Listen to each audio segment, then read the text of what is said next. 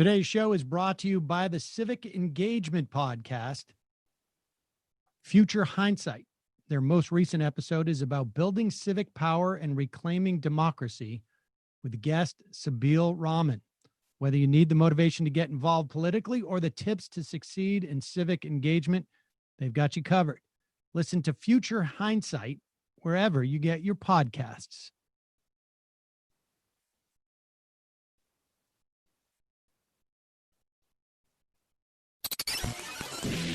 The Majority Report with Sam Cedar. The destiny of America is always safer in the hands of the people than in the conference rooms of any elite. Sam Cedar. They are unanimous in their hate for me, and I welcome their hatred. We must guard against the acquisition of unwarranted influence, whether sought or unsought, by the military-industrial complex. The Majority Report with Sam Cedar.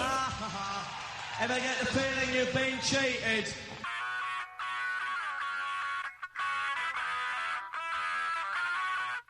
It is Monday, September 14th, 2020. My name is Sam Cedar. This is the five-time award-winning Majority Report. We are broadcasting live steps and steps and steps from the industrially ravaged Gowanus Canal in the heartland of America, downtown Brooklyn, USA. On the program today, Professor of History from Johns Hopkins University, Martha Jones. Her book, Vanguard, How Black Women Broke Barriers, Won the Vote, and Insisted on Equality for All. Also on the program today, wildfires and toxic stupidity poison the air in the West. Meanwhile, polls have Biden up in Arizona and Minnesota. The real question is, will that matter? Because Republicans plan to disenfranchise voters in key swing states well underway, with Florida ex-convicts the latest. Meanwhile, Trump brags that murder suspect Michael Reinhold's killing by police was an extrajudicial retribution. Trump's political appointees at the CDC have been actively undermining the agency's COVID-19 mortality reporting. And despite detentions and arrests, tens of thousands of Belarusians pour into the streets calling for a new election. Meanwhile, fishy new claims from the White House that Iran is looking to assassinate an ambassador reek as a prelude to an October surprise. Colleges become the new COVID hotspot, and many in the U.S. State Department could face war crimes charges for our continued enablement of Saudi strikes in Yemen. A top Durham aide quits the investigation into the investigators because of DOJ pressure to release early results. And lastly, Trump celebrates Herman Cain in Nevada by holding his first indoor rally since Tulsa. All this and more on today's Majority Report. Welcome, ladies and gentlemen. Apologize for the late start. We've had some technical difficulties today. Internets are shaky, third-party broadcasters are shaky, et cetera, et cetera. But thank you for joining us. We're running a little bit late, but we will get to our guest shortly. Let's get right into this segment on Fox and Friends. I think this is this morning. With now very close to 200,000 people dead. I think we're at 195,000. Certainly will be at 200,000 by the middle of this month, or I should say in a week or so. With the recent poll that shows that 35% of Americans approve of the way that Donald Trump has been handling this pandemic. And of course, the pandemic is not Donald Trump's fault. But the idea that tens of thousands, if not more, people have lost their lives because Donald Trump was worried about panicking the stock market. And for other reasons that I think I just remain incomprehensible to me, is trying to pretend like this thing doesn't exist. The argument that tens of thousands, if not, 100,000 more have lost their lives because of the failure of this administration to take coronavirus seriously and to competently address it. We have stories now about how communications people within the CDC are harassing those who put out the mortality figures because it is contrary to, Trump's policy to admit that people have died from COVID-19. So the right is in full effect in trying to, in some way, defend Donald Trump. And I think this is a rear guard type of situation because he is bleeding senior citizen support because they started this all out by saying Americans need to be tough and sacrifice old people so that college kids can party. Here is Brian Kilmeade and Tom Cotton, who perceives himself as an heir to the Trump constituency, trying to make excuses for Donald Trump. And this one's pretty rich. So Scott Gottlieb kind of blew me away yesterday on Face the Nation. And, he's an outsider. He has insight, and he's respecting the administration. But he's been critical of the administration. And he just sobered everybody up, took politics out of it, and said, look, I was calling the CDC. I was saying, are you sure we're looking at this in the right way?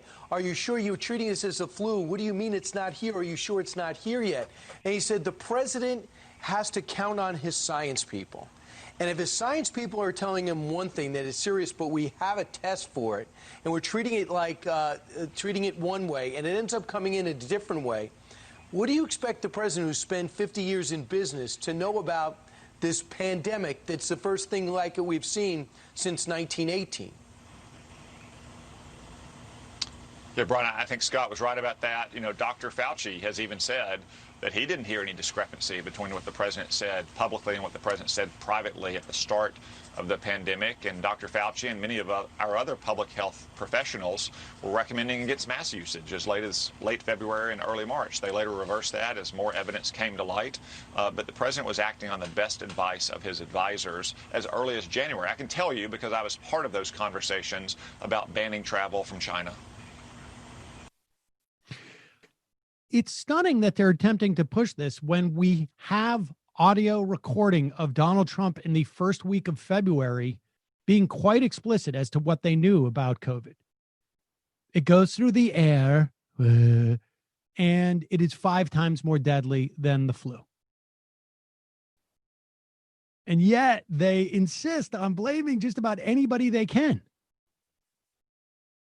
And it's almost, I guess we have to wait for it to be a fit, but it is undoubted in my mind that we're going to hear, I don't know, depending on what happens with this election, maybe either way, 6 months from now, that the reason why the hesitation on the masks, the reason why the medical people were not running around with their hair on fire was because of the pressure they were getting from the administration, because he clearly knew.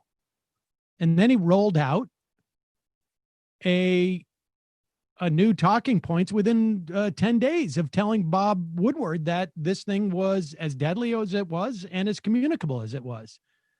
But, I guess, I don't know. Fox and Friends, it's only one way you're going to be able to cash a check. It's depressing the two-step that these guys play with Fauci, where they just bash him incessantly, and then when they need to cite him for propaganda value, it works for them as look at, even I'll cite Fauci, the guy that we all hate.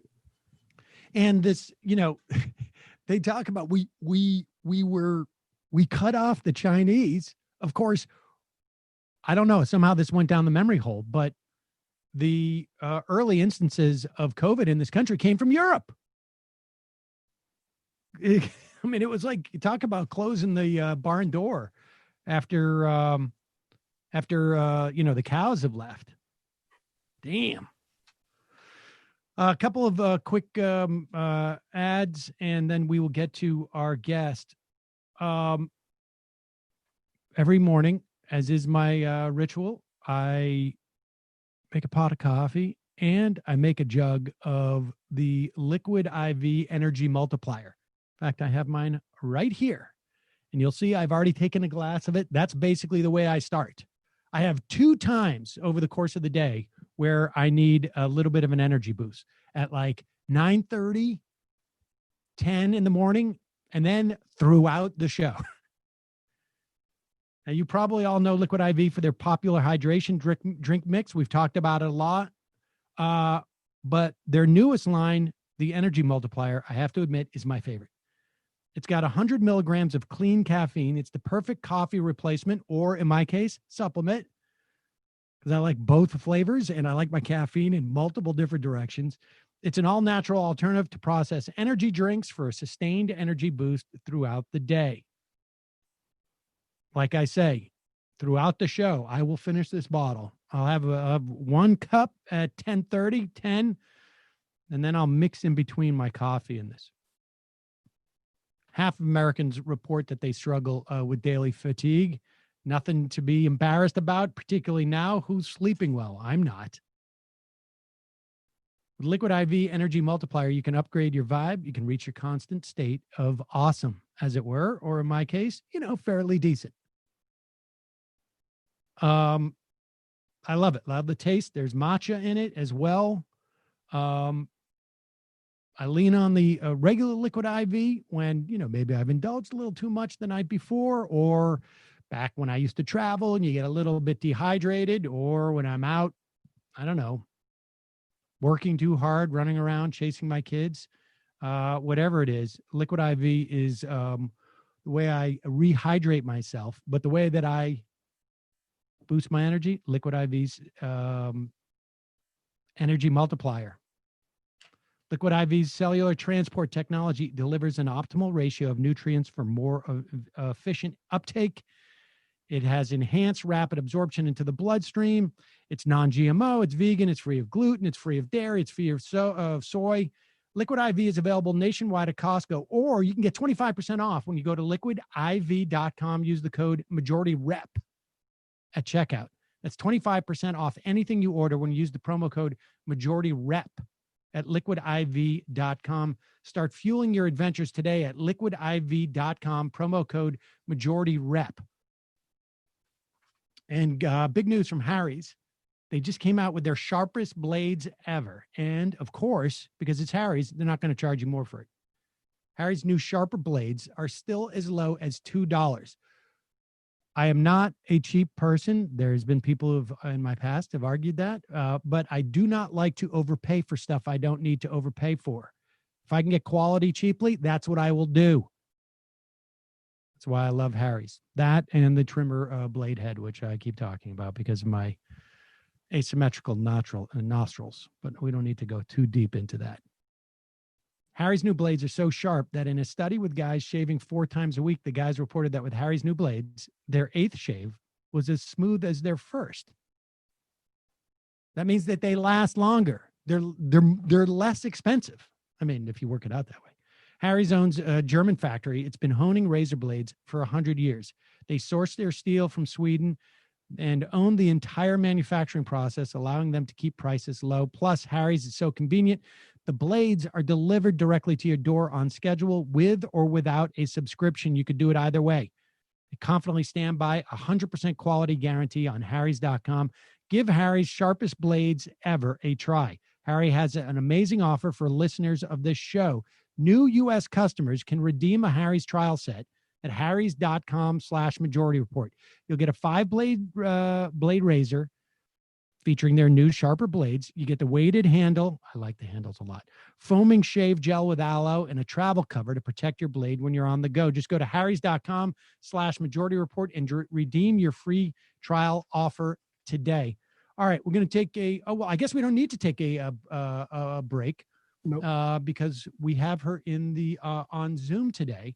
want to welcome to the program the Society of Black Alumni President and Professor of History at Johns Hopkins University, author of Vanguard, How Black Women Broke Barriers, Won the Vote, and Insisted on Equality for All, Martha Jones. Martha, welcome to the program. Thanks for having me. So let me get my notes here. This is, you've written a history of Black women's involvement in our politics for about 200 years, I guess, almost down to the day.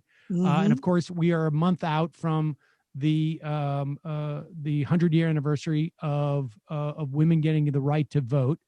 But your argument, I should say, that amendment only comes like chapter 7 in your book. Sort of like 2/3. I don't know where. Maybe I guess in the close to the third act in some respects. The end of the second act, I'll say. The second act, and that is because there is a huge history of Black women not just pursuing the vote, but also political rights in this country that, and I've recently sort of like over the past, year, gotten much more aware and dug deeper into Reconstruction. There are so many elements of our history that have been tossed down the memory hole. Let's start with in 1820. Like why 1820 as opposed to any date before that? So first of all, thanks for having me and having me back. I was interested first and foremost in Black women's ideas. And I knew that over a very long swath of time, Black women until today had leveled a rather piercing critique at American politics, a critique that decried both the role that sexism and racism had long played in arbitrating political power and political rights.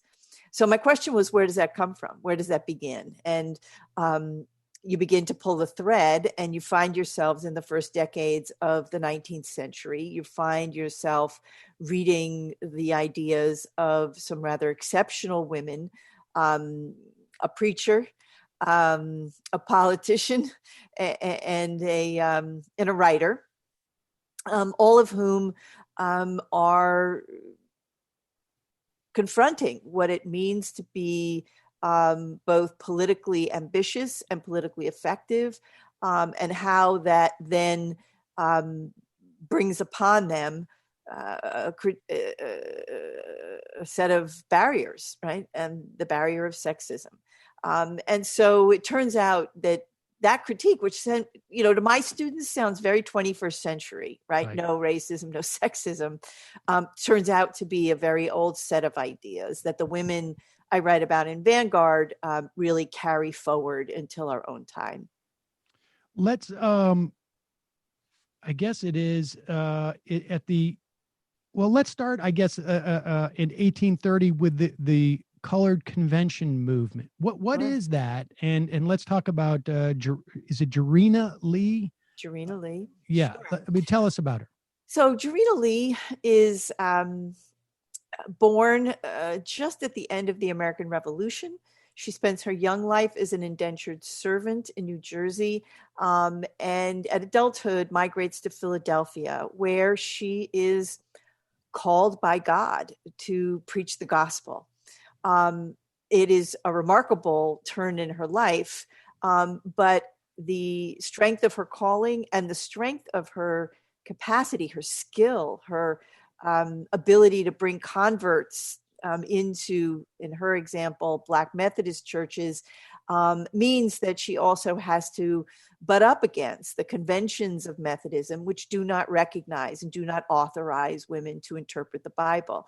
Now, to some readers, this might be a somewhat unorthodox place to begin a story of women in the vote, but Lee is one of these early thinkers who confronts and then pens a memoir in 1836 in which she recounts what it is like to challenge the authorities in her church, what it's like to be out on the road preaching and confront both ministers and lay people alike who don't think women should exercise that kind of authority.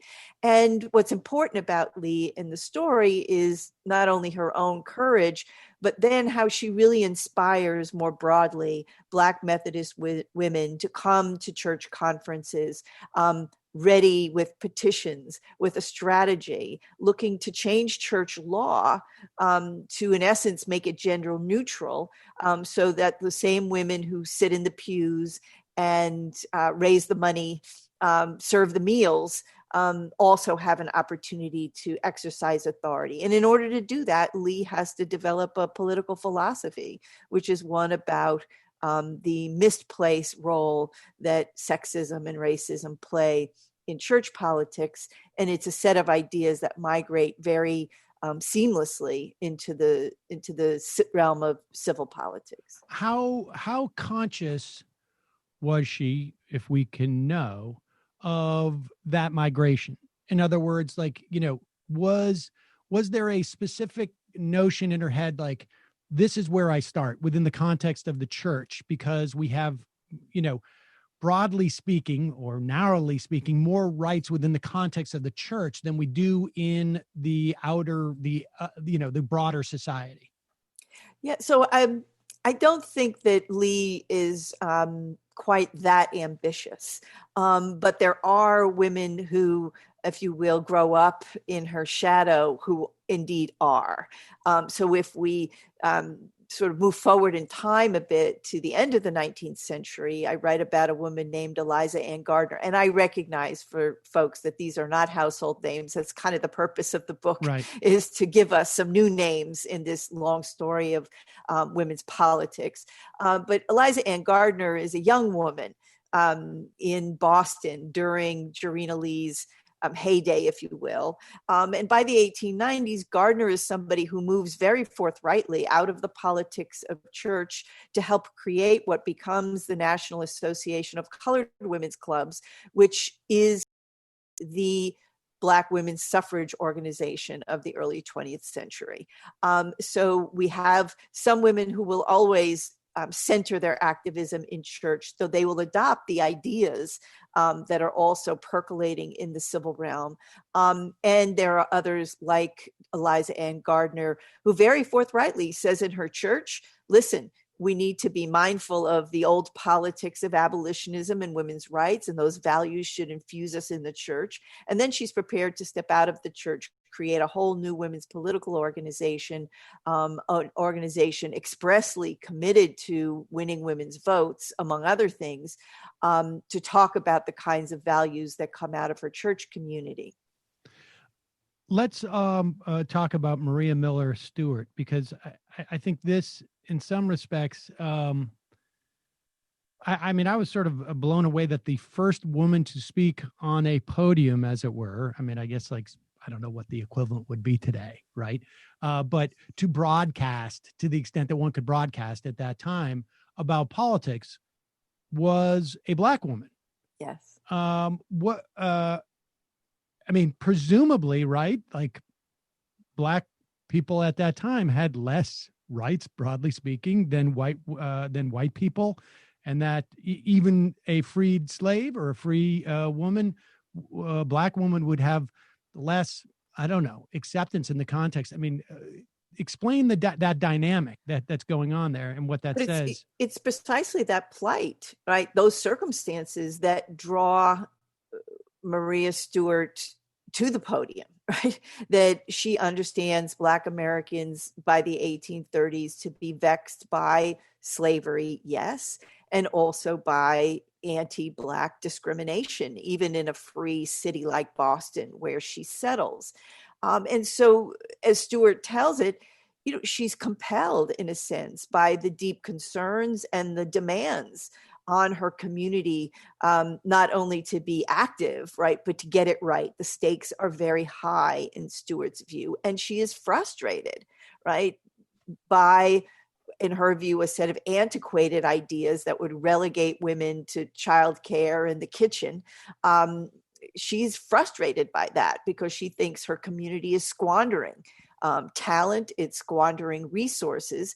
And she's got a sharp pen and a sharp tongue. And she indeed is the first American woman, as best we know, to speak about politics in front of a mixed audience, which she does in Boston in 1832.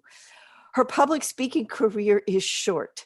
And Stewart explains how she is vilified, how she is chastised, and she will retire from public life after just a year or so of public speaking because her ideas, and particularly her critique of sexism, is intolerable to too many in Boston.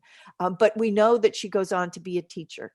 And her purpose over the next many decades is educating young Black women in the field of elocution. We don't say elocution much anymore, but in public speaking, right? And how to enter into public life despite the barriers and despite the admonition that women don't have a place in politics. So she's another person whose own public career is brief, but whose influence through her role as a teacher resonates out across generations. She's a model and knows the lessons, right, of what it's like to try and break barriers. At that point, and we could actually go, I mean, we talked about the Seneca Falls in 1848, which is, of course, like the first, I don't know, unofficial, official broad convention of suffragette. The only Black person there was Frederick Douglass, which is also sort of shocking in some ways, I guess, or not, or telling, I guess, is really more relevant. But what is at this time, and maybe we can talk about Seneca Falls to some extent. What is the interplay between the abolitionist movement and the suffrage movement? I mean, what, like, does one get shunted aside, or what? I mean, I'm just curious what the interplay is there. Is there a certain amount of, like, I don't know, the only thing I could say, like on Twitter, where people are like, you're not paying attention to the right issue. You should be doing this. I mean, was there that quality that was going on, or was there an understanding that these are related? Because Seneca Falls would suggest that there is a very strong sentiment that these are not related. But go ahead. I think that the story that is told of Seneca Falls and much of what precedes Seneca Falls, frankly, women's anti-slavery organizing is for white American women is an important site of both consciousness raising. This is where many white American women begin to develop a critique of their own oppression as women through their study and their critical thinking about the scourge of slavery. Anti-slavery activism is where white American women win, if you will, their political savvy through anti-slavery organizing and activism. So there is an important nexus for white American women between the movement for women's rights and the movement against slavery. But you're right to point out that for African American women, this is a more sort of vexed nexus. Black women are not at Seneca Falls, for example, one of the early white women's political meetings. And when African American women, like white women, vie for leadership within an organization like the American Anti-Slavery Society, they don't fare the same. And in 1840, for example, white American women will be elected finally controversially to the leadership in the American Anti-Slavery Society. And at the same moment, the African-American woman, Hester Lane, who has also been nominated, will not rise to the leadership, will not be elected. So there is a always more complicated story, but an important one. But it is important to recognize, I think, that if I were to just pull back and say that anti-slavery as a political position does not always equate with anti-racism, does not always equate with, a proto-feminism. And so it's worth doing some careful parsing.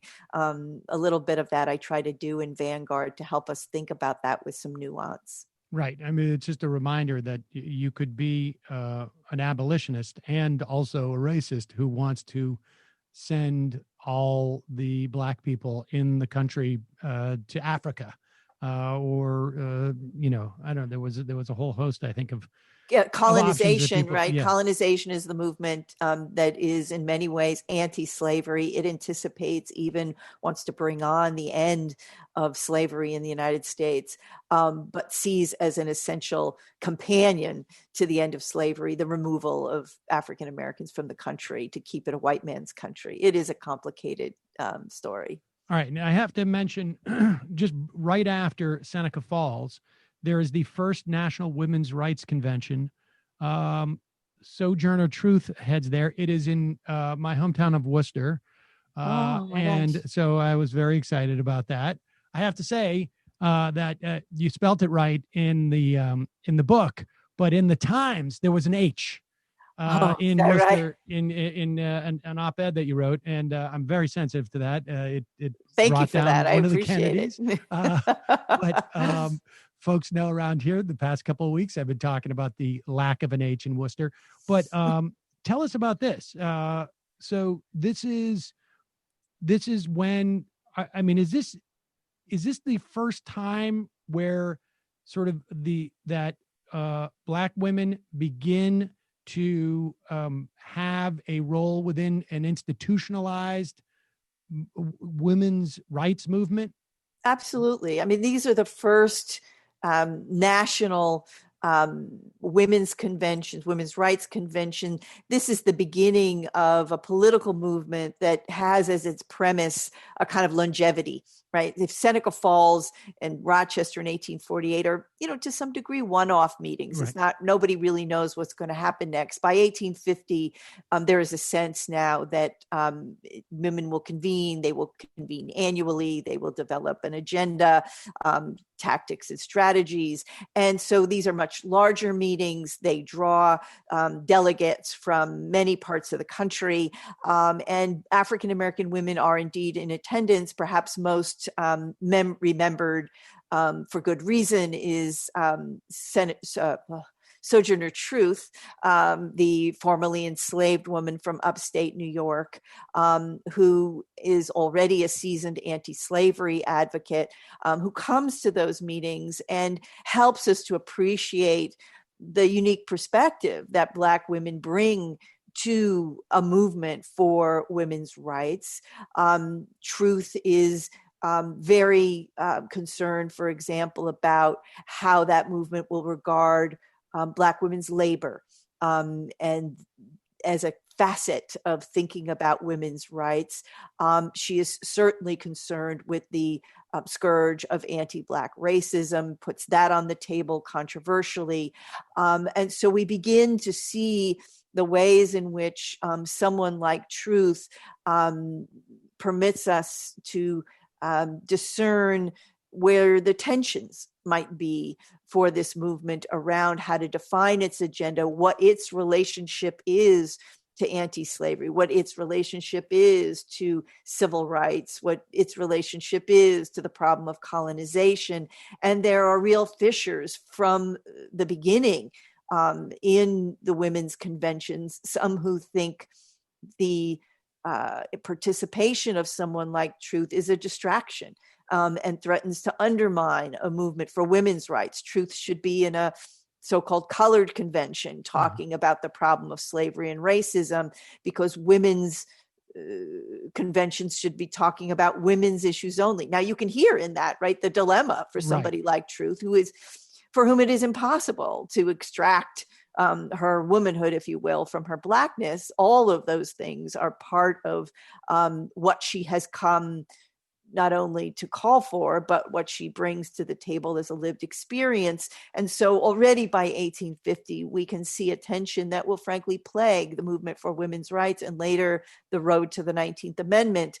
How does that movement, where does it stand on the question of and the problem of racism, on the lived experiences of Black women? And I would argue, it's the question's still around, right? I mean, today, that's not the idea that the normative value of womanhood is devoid of race is a interesting perspective and valid maybe only if you are a member of the race, the construct that has the power in society. All right, so let's take a jump for the sake of our time, and people obviously can read the book, but let's go to the 19th Amendment, 100 years ago. It's interesting that is the time where this passes, because it is also a time where there has been a incredible resurgence, maybe the peak of the resurgence of the KKK in this country, and sort of the peak of the stickiness of the lost cause myth that resulted in all of the statues that are being torn down now actually being built. Now, people got to remember, this is almost 60 years, 50 years, 55 years after the Civil War is when all of a sudden these monuments go up. I mean, this is a generation plus later. Yeah. And we're on full revisionism mode and full, resurgence mode for this racism coming out of, Reconstruction and the failed promises of it. Sure. So by the time we're on the road, if you will, to the 19th Amendment, Reconstruction has been overthrown, that experiment in interracial democracy. Jim Crow is now the predominates political and legal culture. That includes segregation, that includes the disenfranchisement of African American men, that includes violence, intimidation, and violence, including lynching. So indeed, this is the scene in which the 19th Amendment is gaining momentum. What does that mean? A lot of things. It means for African American women that it's impossible to extract their strong interest in winning the vote from the very real scourge of lynching. And so Black women are organized, as I mentioned earlier, in the National Association of Colored Women, precisely because the suffrage associations are not willing to incorporate the problem of lynching into their goals, into their agenda. And in the NACW, Black women work as hard to defeat lynching with federal legislation as they do to win the vote and the 19th Amendment. What Black women know, of course, is that if you get a federal amendment and intimidation, violence, lynching persists, it's a hollow victory.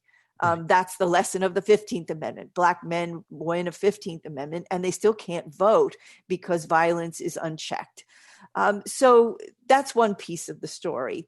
The other piece is that the leaders of organizations like the National Association, the National American Women's Suffrage Association, the National Women's Party have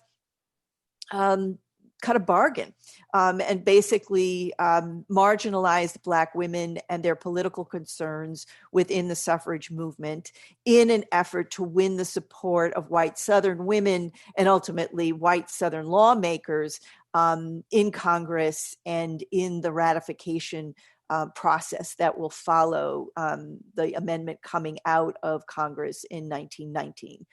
So suffragists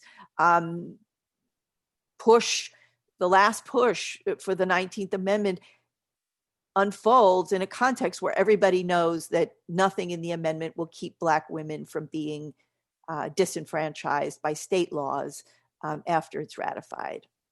And just to be clear, on the 15th Amendment, I mean, the basically, as opposed to saying that there is a universal right to vote, like a federal right to vote. I mean, this was a big part of the negotiations. It left the door open for loopholes, as it were. I mean, obviously violence, but within the legal framework, there was a big opportunity to disenfranchise people, and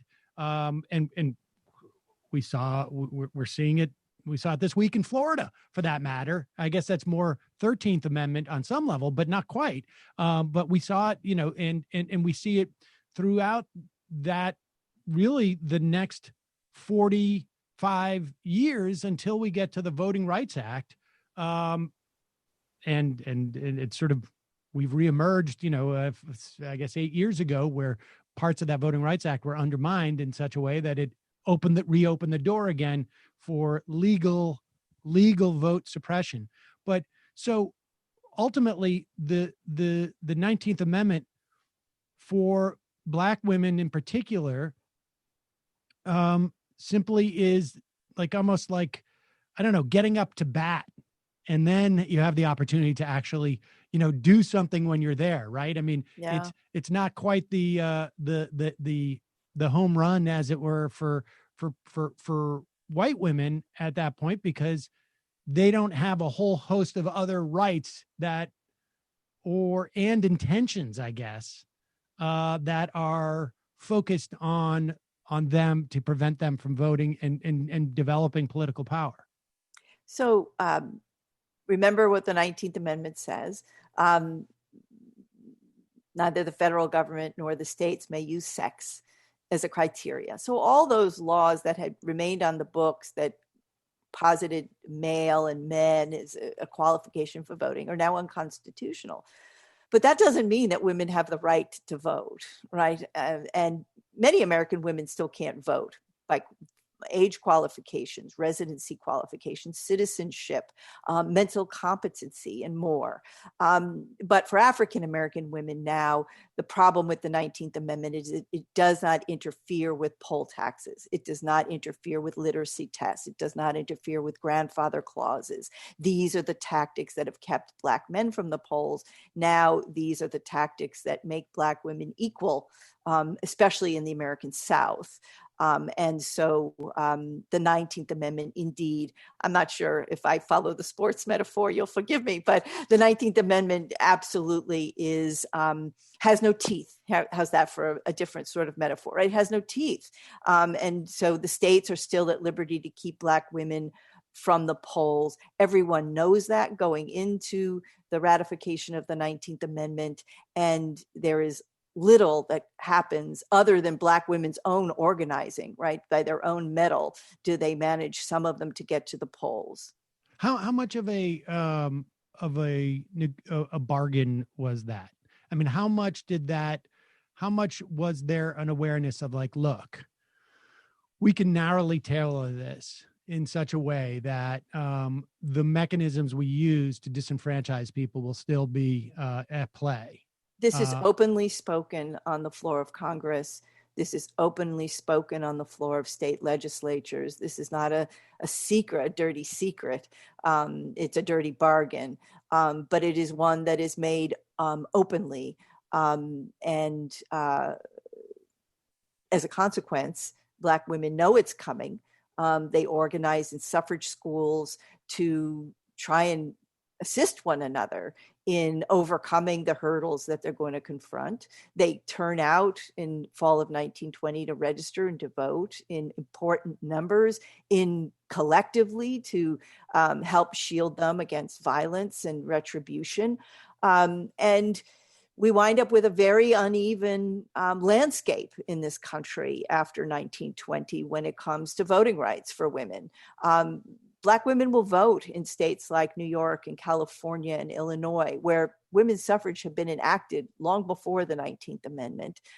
In some southern cities, Black women will be able to organize and overcome the hurdles collectively and register.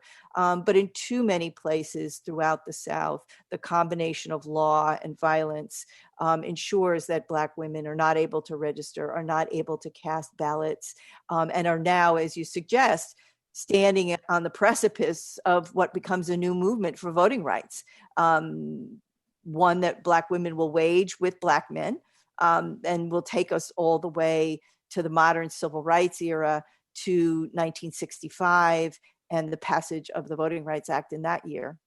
And then up to, things like we see it in the context of Stacey Abrams, who you well, sure. The Voting Rights Act is gutted to an important degree, to a very important degree, in 2013 by the U.S. Supreme Court in Shelby versus Holder. And that opens the door in 2013 to the era in which we find ourselves in 2020, which is a new era of voter suppression, one in which, yet again, individual states are at liberty to adopt laws that appear to be neutral on their face, but that are designed in practice to vastly disproportionately keep Black American voters, but Latinx voters in the United States away from the polls. The parallels between the voter suppression after 1920 and the voter suppression in 2020 are, I think, chilling. Striking.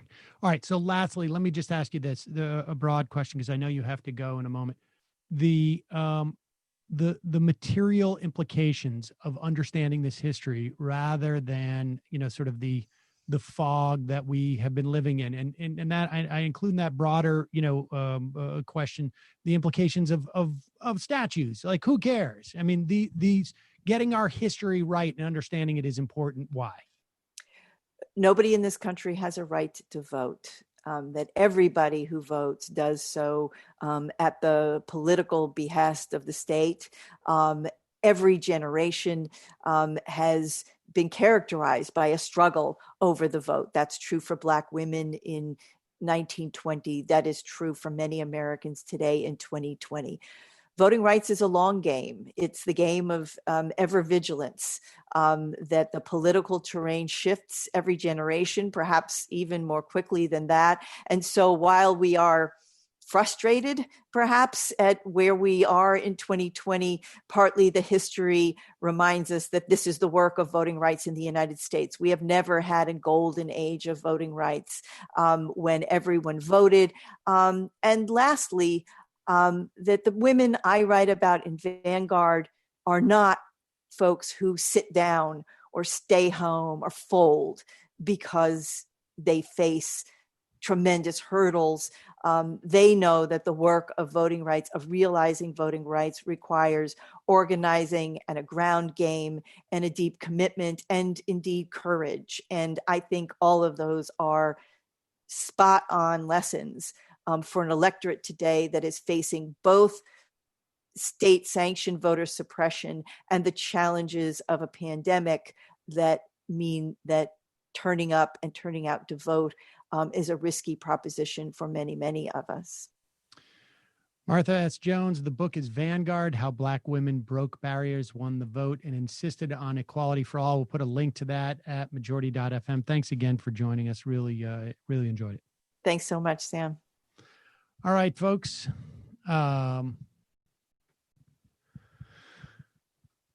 Let's take just a moment before we go to the fun half. I want to read a little bit of emails. We got a bunch of emails that I thought were interesting over the past couple of days, and so I want to read these.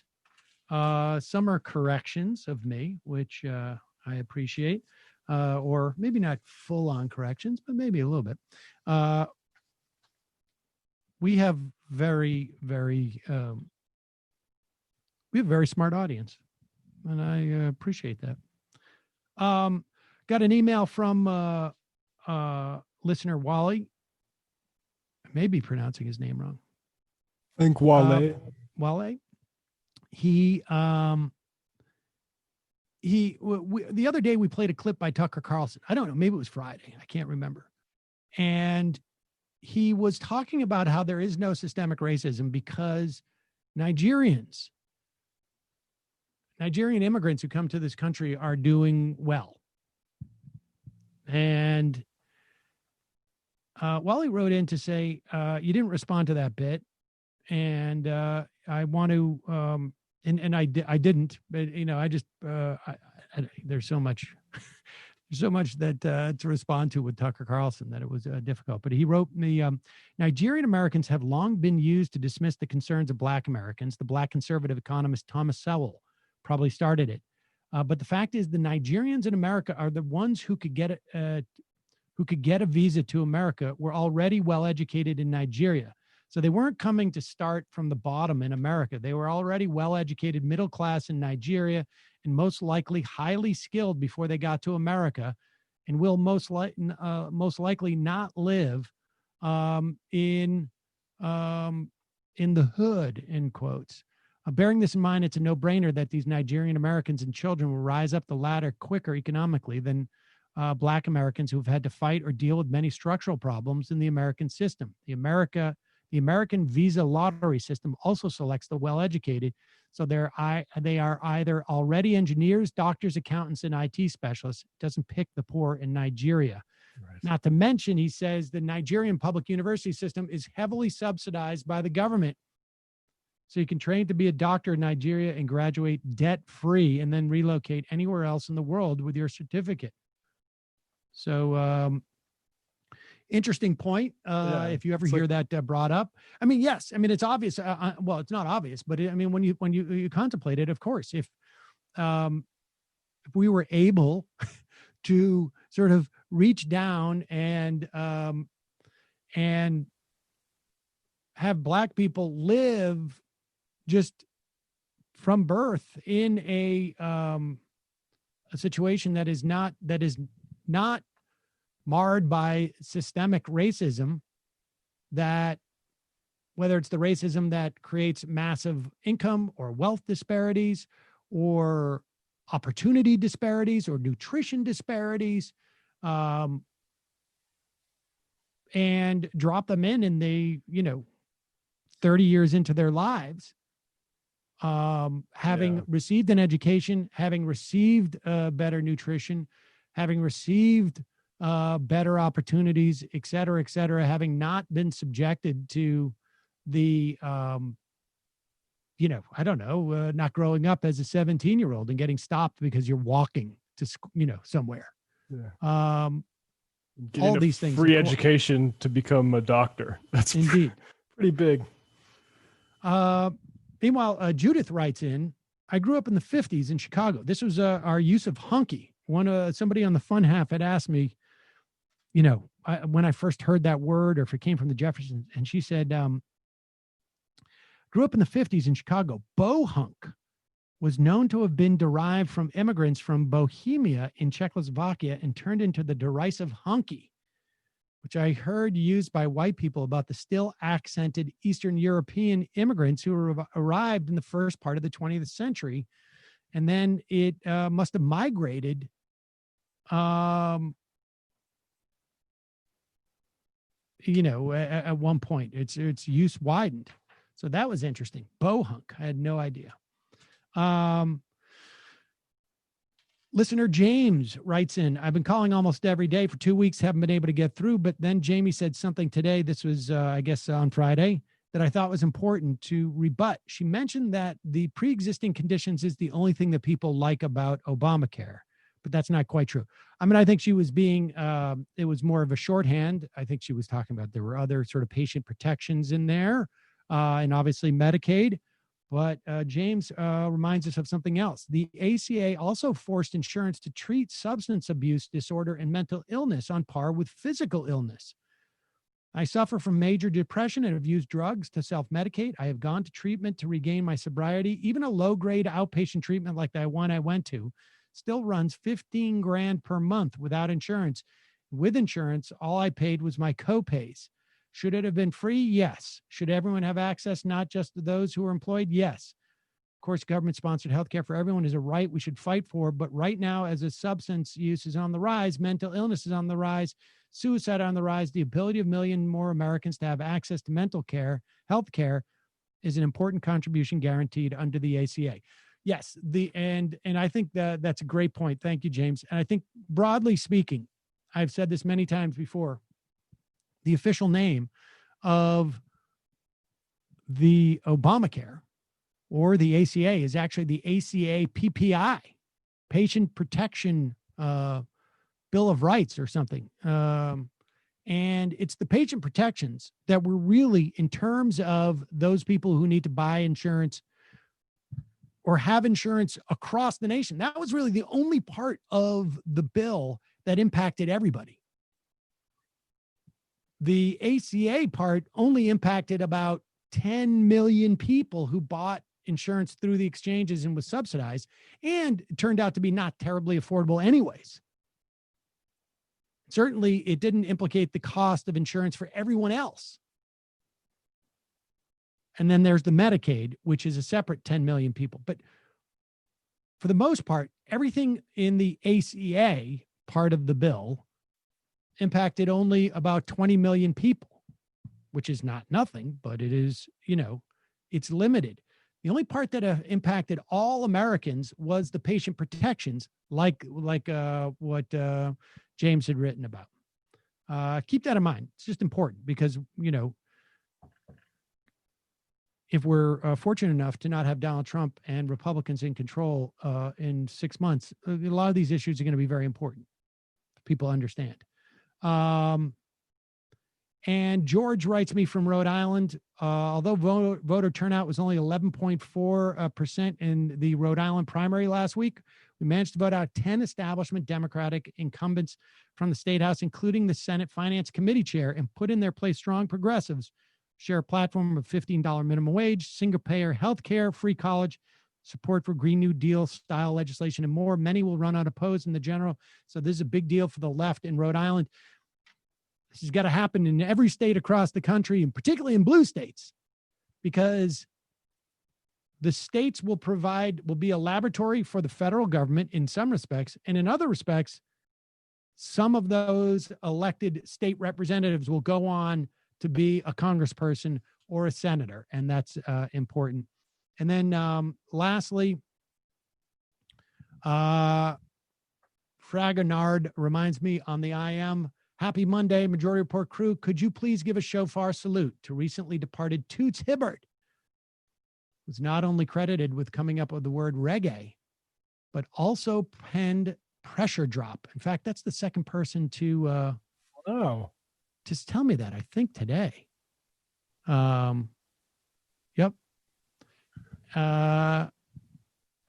Who else also told me that? Shoot. It was also Gen X Johnson. So for Toots Hibbert of the Maytals, thank you for the opening of the show, which of course, is really the sort of the Clash version, but the Clash got it from Toots Hibbert. So you're going to get one of these. Rest in peace.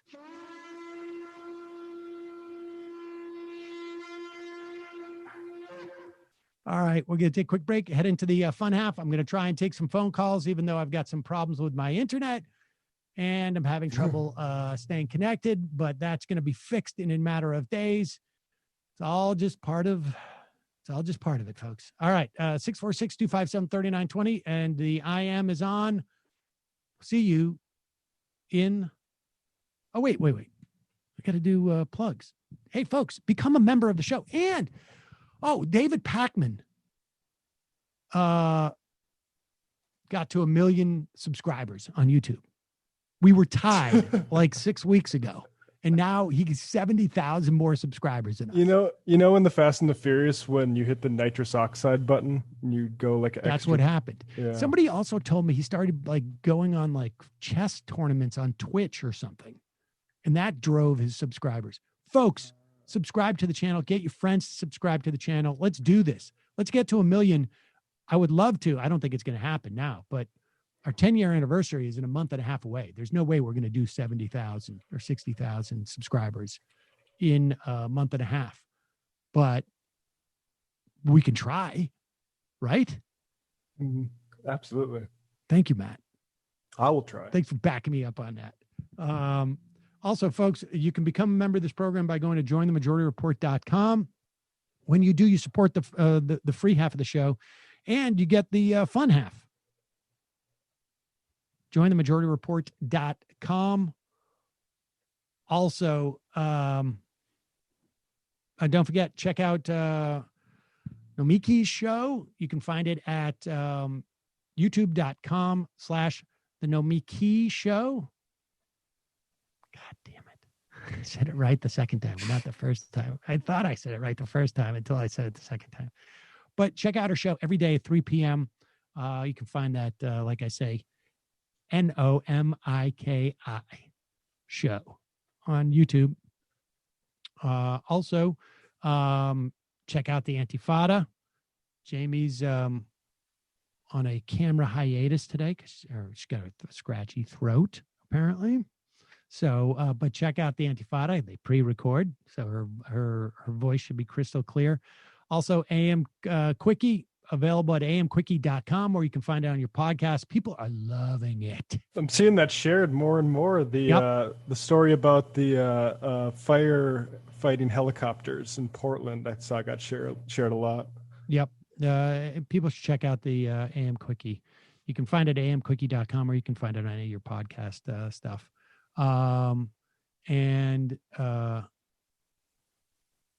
Bottom Structure just said, I love you guys, but if you were serious about hitting 1 million subs, you wouldn't have taken a week-long vacation during the RNC. Kidding, but seriously, left is best. You know what? I mean, we'd scheduled it a long time ago, and, I had planned it with family members, and then, also the coronavirus and blah, blah, blah, blah, blah. Matt, what's happening on TMBS? Yeah, TMBS tomorrow night, we got 2 guests. Alicia will be talking to Jesse Macio Vega Fry, who is a Buddhist teacher and writer. And also David Griscom, we're going to have Ben Burgess in to talk about his piece, which is sort of a retrospective on John Ronson's public shaming book that came out in 2013. And we're going to sort of look back at that and the sort of phenomenon of all of us being sort of volunteer informants on each other. So we'll talk about that. Probably talk about cancel culture a little bit, maybe disagree there. So yeah, patreon.com/TMBS and the Michael Brooks Show YouTube channel. And are you taking any more flight simulations? Probably hit the skies sometime this week over at twitch.tv/literary hangover. Where are you going now? Well, actually, I didn't stream yesterday because I just wanted to do a private flight, but I flew over Robben Island and over Cape Town. Saw a private flight? Yeah, it's just I didn't want to be live, but I was listening to Nelson Mandela's autobiography while flying over Cape Town, and I saw Table Island and Table Mountain and Robben Island, and yeah, pretty. I gotta say, it's my favorite thing. So. All right. Yeah. All right, folks. We're going to take a quick break. We'll see you in the fun half.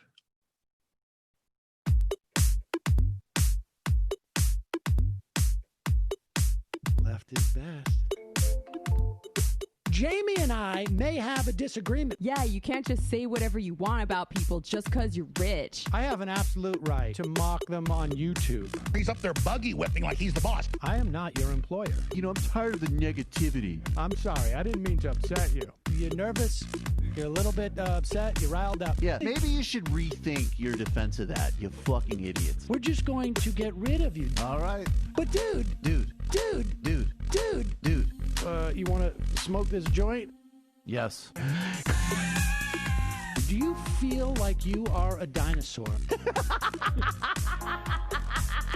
Some good shit. Exactly. I'm happy now. It's a win-win. It's a win-win-win. Oh, hell yeah. Now listen to me. 2, 3, 4, 5 times. 847-906-501-457. 2, 38, 56, 27. 1/2. 5 eighths. 3.9 billion. Wow. He's the ultimate math nerd. Don't you see? Why don't you get a real job instead of spewing vitriol and hatred, you left-wing Limbaugh? Everybody's taking their dumb juice today. Come on, Sammy. Dance, dance, dance. Ooh.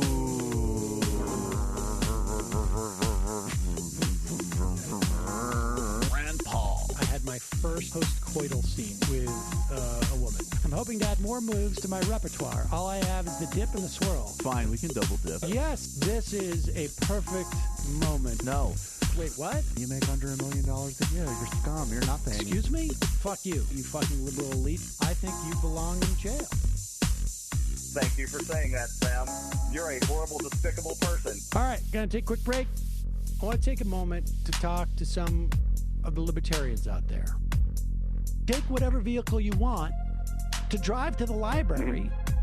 What you're talking about is jibber jabber. Classic. I'm feeling more chill already. Good. Donald Trump can kiss all of our asses. Hey, Sam. Hey, Andy. You guys ready to do some evil? Hitler was such an idiot. That guy might be a Nazi. Agreed. No. Death to America. You. Yes. Wow. Wow, that's weird. No way. Unbelievable. This guy's got a really good hook. Throw our hands up. Ooh. Wow. But Sam, I gotta get off. No worries. Let's. I want to just flesh this out a little bit. I mean, look, it's a free speech issue. If you don't like me, Hey, shut up. Thank you for calling into the Majority Report. Sam will be with you shortly. good job, Matt. Good vamping. I had to go and find my sound sheet. I couldn't find it, so I had to reprint that baby. Let's go to some of the IMs. We'll start off with Josh from Tucson writes, "No, Sam, we don't need to go too deep in your nostrils." Thank you. That was a response to my discussion about my nostrils in the context of the Harry's ad that I did earlier. Thank you. Much appreciated. And let's see what we got here.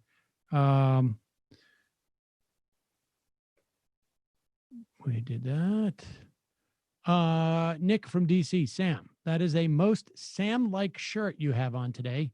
Do you have a dozen and rotate through them, or do like I do and rewear one until it shreds? 50 days until the election proper, 2 weeks or so until my mail-in ballot arrives. All-day coverage election day. I am anticipating that we will have all-day coverage election day, in part because it's also the 10-year anniversary of the show. I haven't really started to contemplate exactly what we're going to do.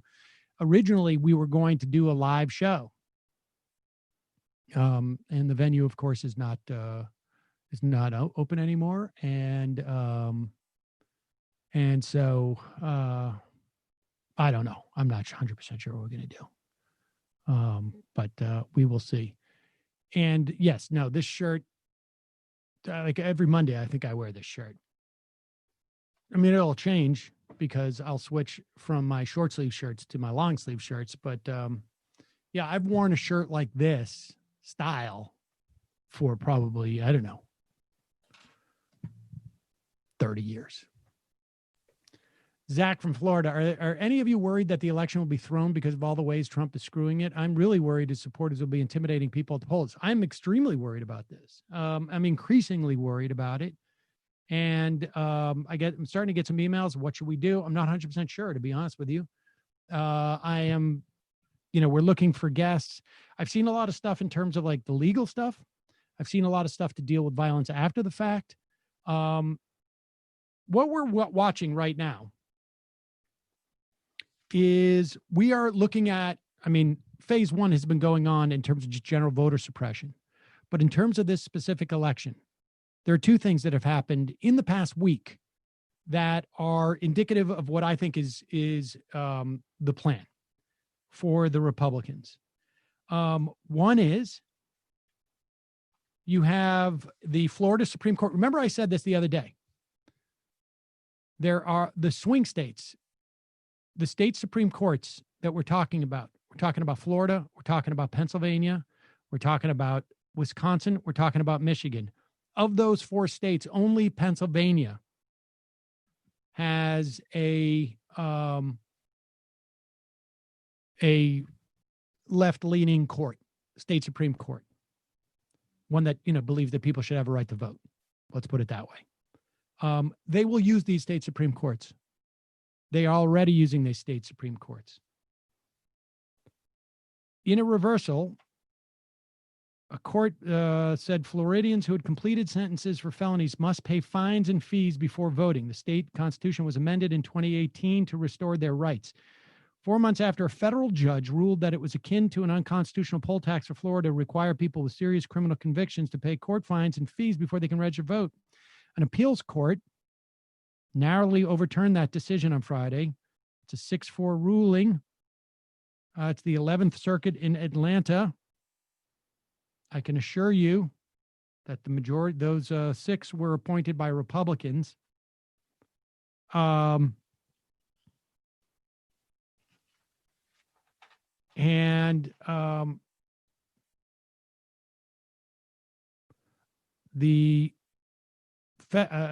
this week, a federal appeals court ruled that Texas could keep restricting mail voting for people under the age of 65. The Wisconsin Supreme Court ruled that the mailing of absentee ballots should be paused until it decides whether the Green Party's presidential nominee should be on the ballot. Now, I will tell you something about what's going on with the Green Party. Not only did they screw up their paperwork, fine, it put the wrong address for their candidate, I think it's Howie Hopkins, on the ballot or something to that effect, or the person who was filing the stuff. They could have amended it. They chose not to, and they took Republican money to sue. It is Republican lawyers who are representing them. It's well within their rights, but be clear on what's going on here. The Green Party, at best by their own incompetence, at worst by specific malfeasance, and I say malfeasance because getting the ballots out to people during a pandemic seems to me to be non-ideological, or should be. I get the Green Party doesn't like Joe Biden. I get that the Green Party thinks that Joe Biden is as bad as Donald Trump. I'm not exactly sure what the critique is. Like, if you're going to say the Democrats are as bad as Republicans when it comes to things, let's say, voter disenfranchisement, I don't know how you participate in that voter disenfranchisement that the Republicans are seeking to execute, but they're doing it. It's impossible to know how many ballots will not be returned on time because of this delay. But I guarantee you it is greater than 0. And in a state that Clinton lost by less than 20,000 votes, what is it, like 11,000 in Wisconsin? I get confused between Michigan, which was like, I think, closer to 20. This is, I don't know. This is reprehensible in my mind. If you're that incompetent, then you got to take the L. Well, I mean, and it's not like they have a track record of success that proves competence elsewhere. I mean, they've been running this dumb strategy for long, and when they had even, frankly, better candidates with like Nader. Like, I don't know what people see in the Greens anymore. I just don't understand how they can even justify this at this point. They had the opportunity to correct their ballot. I'm trying to think of where, and they didn't take it. And they're taking Republican funding. They've done this at other times. All well and good, but the stakes are pretty high right here. And it's not like they're going to win. The only reason why they're running in Wisconsin, the only reason why they're running and doing this in Wisconsin is to prevent Joe Biden from winning. What about? And they're not going to get 5% either. Yeah. What about in Kashmir? And I were talking about this on Twitter, actually. And in other countries, they have like an awareness of sort of parties that aren't really as radical as they're proposing they are and don't really serve the function they purport to be serving. And I think we need to build a little bit this about the Green Party. Like, take a look at what the results are. And it's just not something you want to invest your time in. And I mean, here it just continues with this. Yeah, I mean, it's like they're actively engaged in voter suppression. It's stunning to me. And I get they should be on the ballot, but anybody who wants to make that argument, go dig into what exactly the TikTok here. Anybody can bring a lawsuit, particularly if there's Republicans financing it and they want to stop the ballot, and then anybody's available to do it.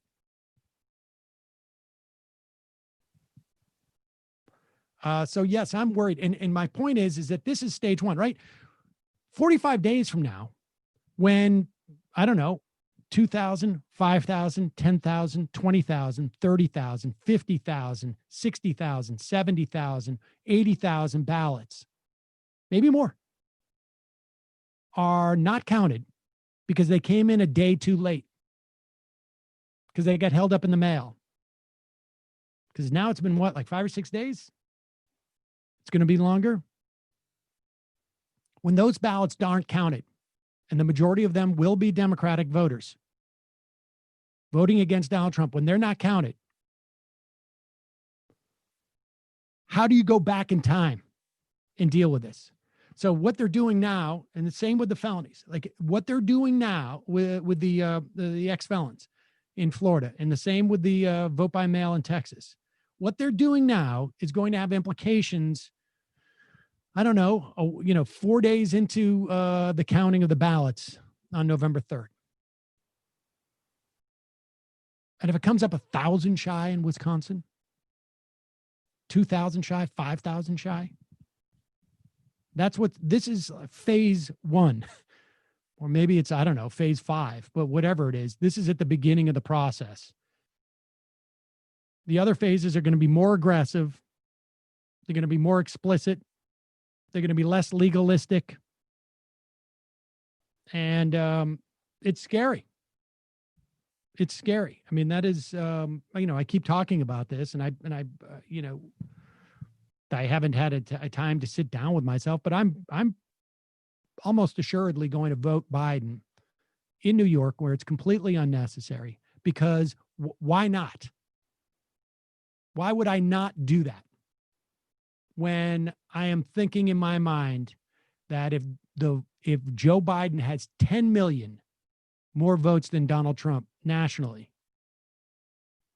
and there is one state where it's very close and it goes to this, I don't know, U.S. Supreme Court, that the fact that he has that many more votes in the popular vote might impact their decision. I mean, I know that's Rube Goldberg style, but it's less Rube Goldberg style than, I'm going to vote for, I don't know. I mean, I'm not going to vote for the Green Party. I'm going to write in Bernie Sanders' name. What is that going to do? It's not going to do anything. Right. Nothing. And so, yes, I'm worried about it. And, I'm looking around for guests to talk about, what folks can do, but it is scary. But the one thing that you can definitively do, I can definitively tell you today, if you have a ballot, if you can get a ballot, if you can hand it in right now, do it.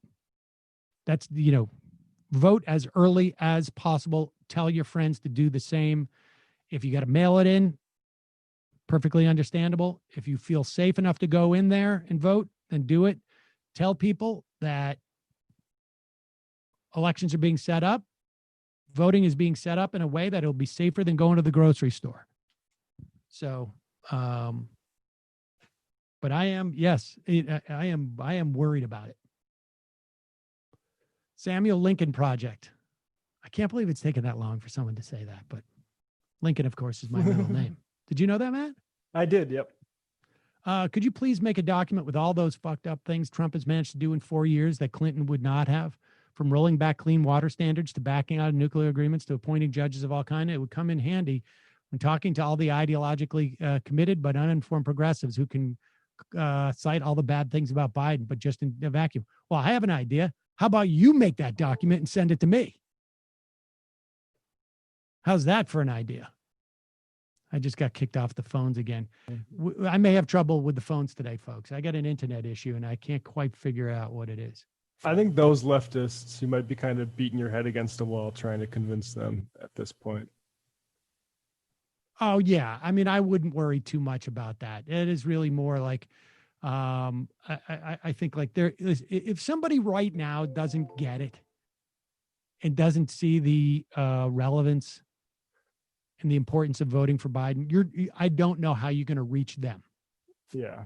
Like I saw people upset, like not a whole lot of people, like a small sliver of the internet making fun of Cornel West for saying like a vote for Biden is basically an anti-fascist vote, as if that was a laughable segment. And look, I have criticisms of Biden in terms of like where he would land on a political spectrum, but I think it's just obvious that one array of power is significantly better for the world than the other. It is beyond obvious. Honestly, I think that to argue anything but that at this point suspect is honestly is a sign of some type of I think of some type of disorder.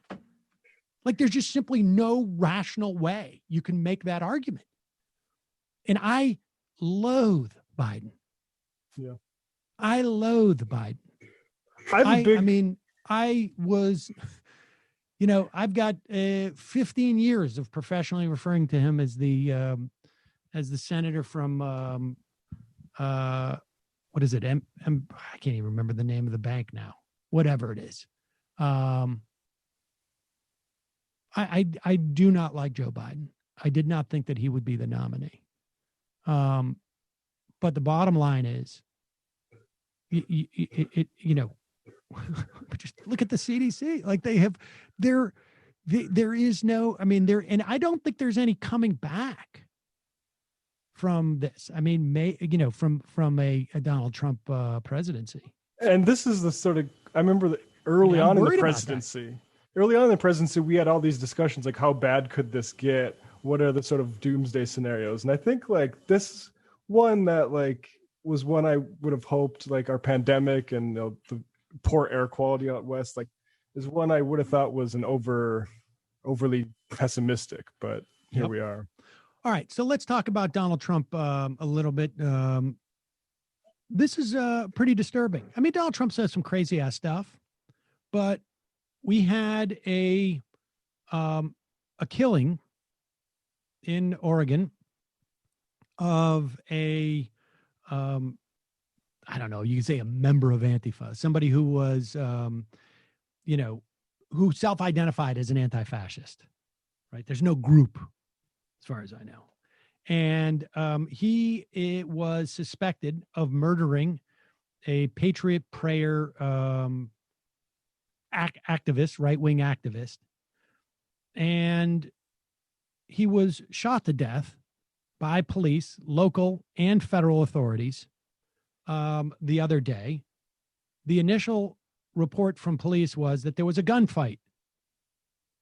But there has been, subsequent to that, a witness who has almost come forward through his lawyer because they're afraid of retribution, who was there, who said there was no gunfight.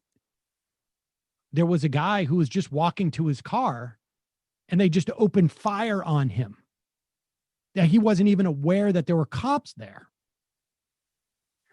And because they were plain clothes cops, they just came out of the car. For all he knew, they were just, I don't know, Proud Boys.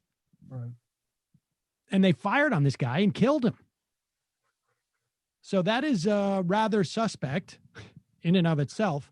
Here's Donald Trump talking to Jeanine Pirro. This is the other day, and then we'll see how he followed up. So this was like on Friday or Saturday. Saturday. Yeah, here he is. I want you to listen to this. Wheeler's a disaster. He's a laughingstock. He went out to protest with the so-called agitators. And talking about the mayor of Portland. Him up badly. He fortunately had security, but they were going to beat him up badly. The man is a disaster. If he would say, come into Portland, within a half an hour, the whole thing would be solved. He's not going to say that. The governor's gotten closer. Look what's going on out there. I will tell you. Kate Brown, is the that? governor has gotten closer. I spoke to the governor 2 days ago. Good. They're arresting a lot of people. Good. Now, we sent in the U.S. Marshals for the killer, the man that killed the young man in the street. Just shot him. I mean, it was on television. Cold-blooded killed him. He didn't like his hat, or he didn't like something, and it wasn't a Trump hat. Right. It was peaceful. It was prayer. It was a lot. Patriot prayer. It was right. And he shot him cold blood. 2.5 days went by, and I put out, when are you going to go get him? And the U.S. Marshals went in to get him.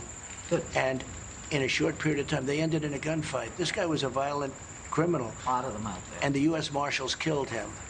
And I will tell you something. That's the way it has to be. There has to be retribution when you have crime like this.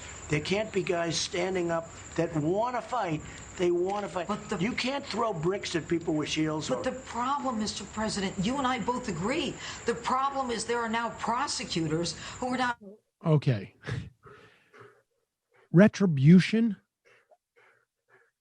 I mean, I don't know, like, how much further do we get here?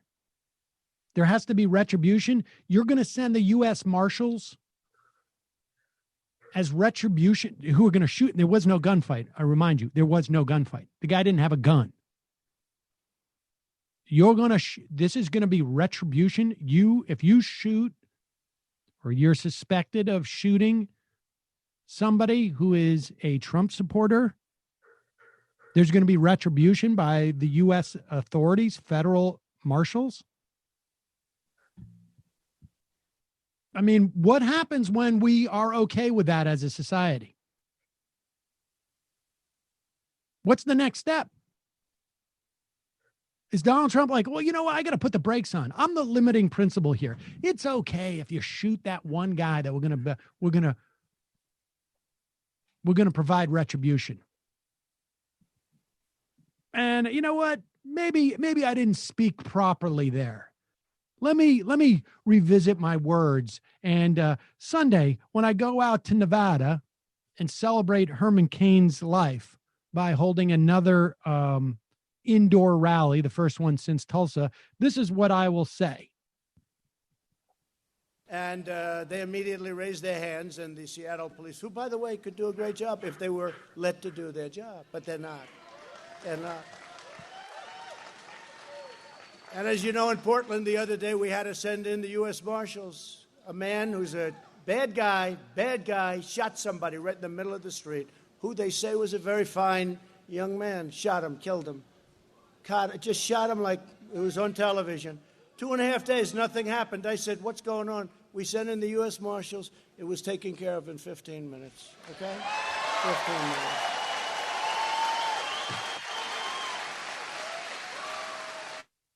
Taken care of in 15 minutes. I mean, does anybody really need to know what he means by that? We just shot him. We killed him. That's the way that we handle this.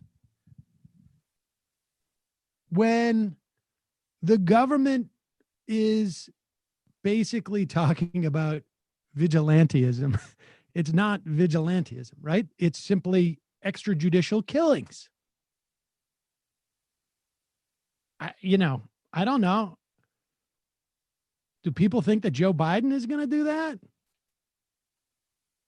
Brag about it? Watch Trump lose zero, like, sort of GOP support. Zero.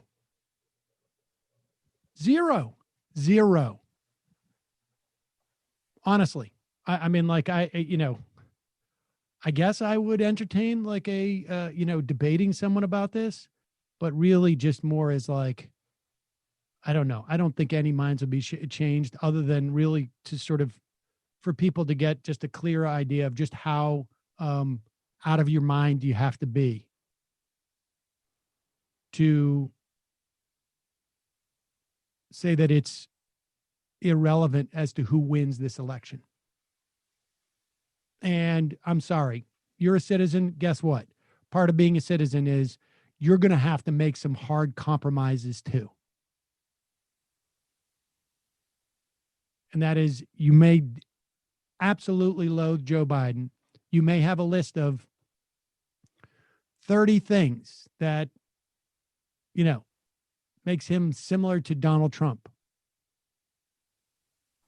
But the fact of the matter is that you are deluding yourself, or if you see no difference between Donald Trump's presidency and really the presidency of any other non-Republican. And even maybe another Republican would be better, because they wouldn't have the ability to motivate the Republican voter, at least at this point, in the way that Donald Trump does, that causes all these other Republicans to fall in line. But we don't have to even, that's just a thought experiment. That's irrelevant. There's one person in the country who you have to vote for if you do not want Donald Trump to be president. It's as simple as that. And it's also, if you know anything of the president works, having the continuity of power for a second term lets you do a lot of big stuff. So, like, even if you think these parties are the same, again, like lunacy, want to keep batting them at least and get office for that alone. Without a doubt. Without a doubt. And, when Donald Trump is unshackled by the idea of leaving the presidency and going to jail, I mean, it's quite obvious what will happen in a second term, right? I mean, you're seeing this right now. The John Durham's longtime assistant in Connecticut, he is the guy who's been tasked with investigating the investigators. She quit. I think it was the other day. Over the weekend, quietly on Friday, maybe it was. Nora Danahy, she's a Connecticut prosecutor who was a top aide to John Durham's Trump-Russia investigation. She has resigned, at least partly out of concern. This is from the Connecticut paper. I think it's the Current. At least partly out of concern that the investigative team is being pressed for political reasons to produce a report before its work is done. Look, the DOJ, the U.S., and this is why people were so pissed at Comey, has an explicit rule. In fact, I had a buddy who was a U.S. attorney. He said on day one, they went into an auditorium, or they had Comey speak to them, I'm not sure by how, and say, the number one thing when you're dealing with public corruption, you do not comment or bring a case, make it public within like 3 or 4 months of an election. You just don't do it. Comey broke that rule. Durham apparently has not come to any conclusions about his investigation of the investigators, and apparently Bill Barr is pressuring Durham's outfit from releasing an interim report. Danahy has been concerned in recent weeks by what she believed was pressure from Barr, who appointed Durham to produce results before the election. They said she's been considering resigning for weeks, conflicted by loyalty to Durham and concern about politics. I mean, they are the level of corruption of our agencies, whether it's the Department of Justice, now his personal attorney in a defamation suit, in addition to pushing that, to the corruption. And by corruption, I don't just mean payola. I mean literally the degradation of these agencies. Politico reports the health department's, this is the CDC's politically appointed communication aides, have demanded the right to review and seek changes to the Center for Disease Control and Prevention's weekly scientific reports charting the progress of the coronavirus pandemic. There's that guy, Caputo, former Trump campaign official with no medical or scientific background, was installed in April as the Health and Human Services Department's new spokesperson. And they have been, Caputo's team has tried to halt the release of some CDC reports, including delaying a report that addressed how doctors were prescribing hydroxychloroquine. The report, which was held for about a month after Caputo's team raised questions about its author's political leanings, was finally published last week. It said that the potential benefits of these drugs do not outweigh their risks. I don't know how many people died because of that. Maybe none.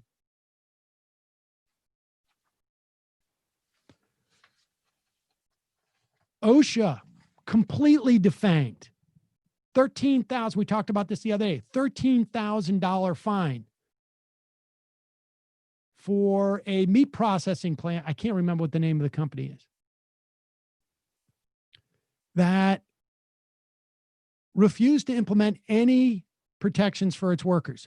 1,300 people got COVID. 50, I think, were hospitalized. 4 dead. They got a $13,000 fine, $10 a person. The EPA has rolled back protections for rivers and streams, allowing for more mercury in the air and in the soil and in the water. They've tried to roll back car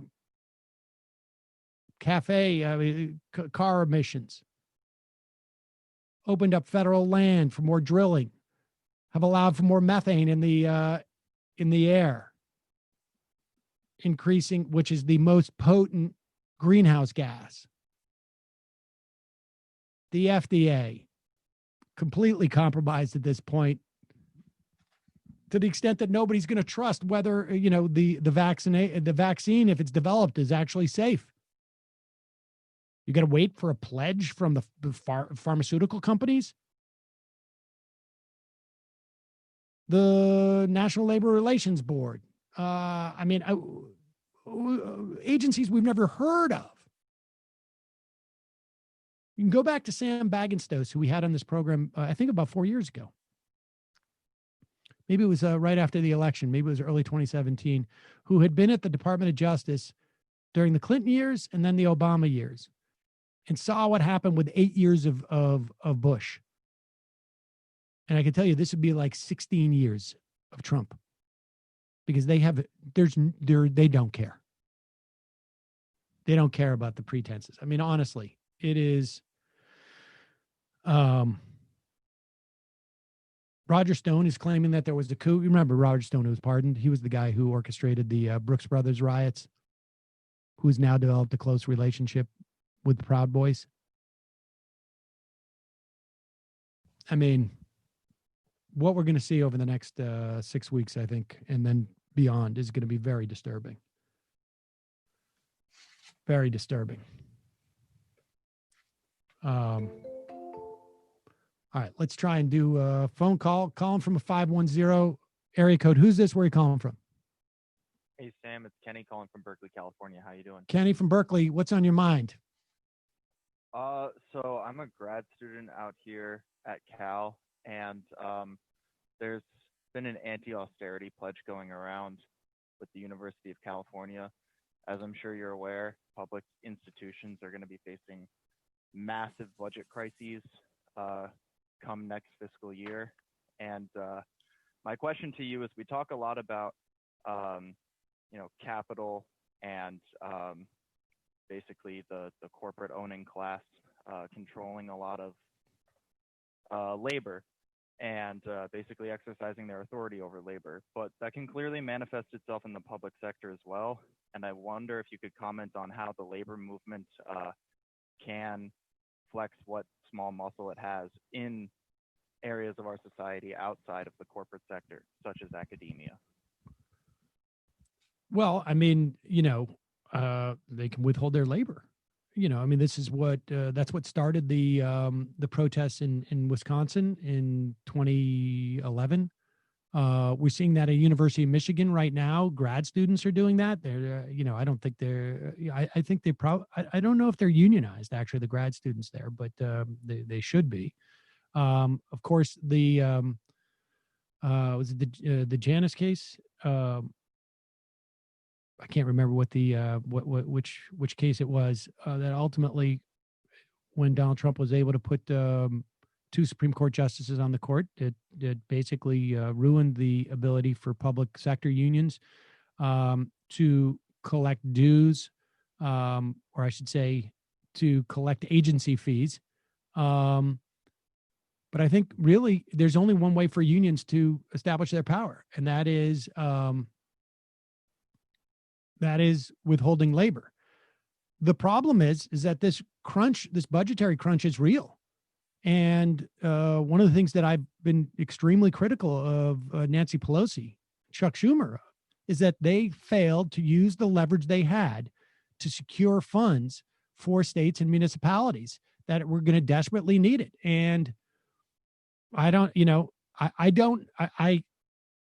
that Donald Trump is not going to send money to these places. I don't know for sure that Biden's administration will either, but I know that there's going to be a lot more pressure on Biden, or at least coming from the left. I mean, to do this without a doubt.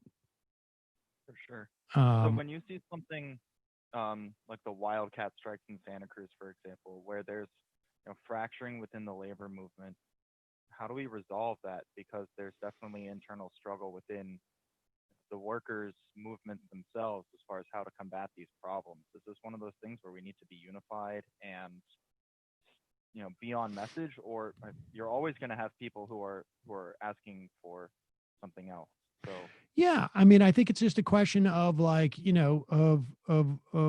mean, it's in some respects, it's a local question, right? I mean, I don't know. I don't have a sense of how within the context of academia and in its specific schools, how much organizing has been done and how much unity and solidarity there is.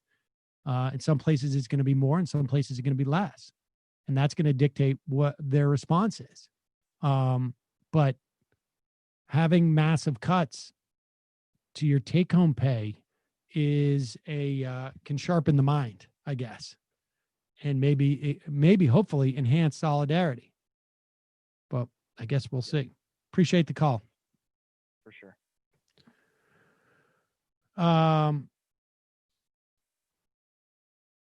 This was pretty funny.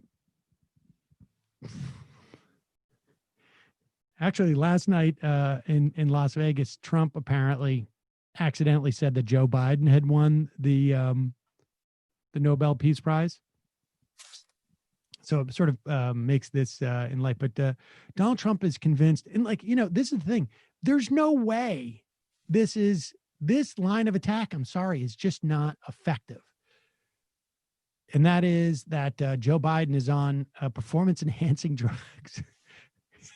They just have too many people on left Twitter, I think, in the Trump administration. Like, what can we say? What are they saying about Joe? That's the thing, is that they had it ready-made. They had the, with Clinton. Well, let's play this clip. Yeah. And I feel like you could play this to 100% of people who are on the fence about Joe Biden, or I don't know, anti-Joe Biden, and it wouldn't move them an inch.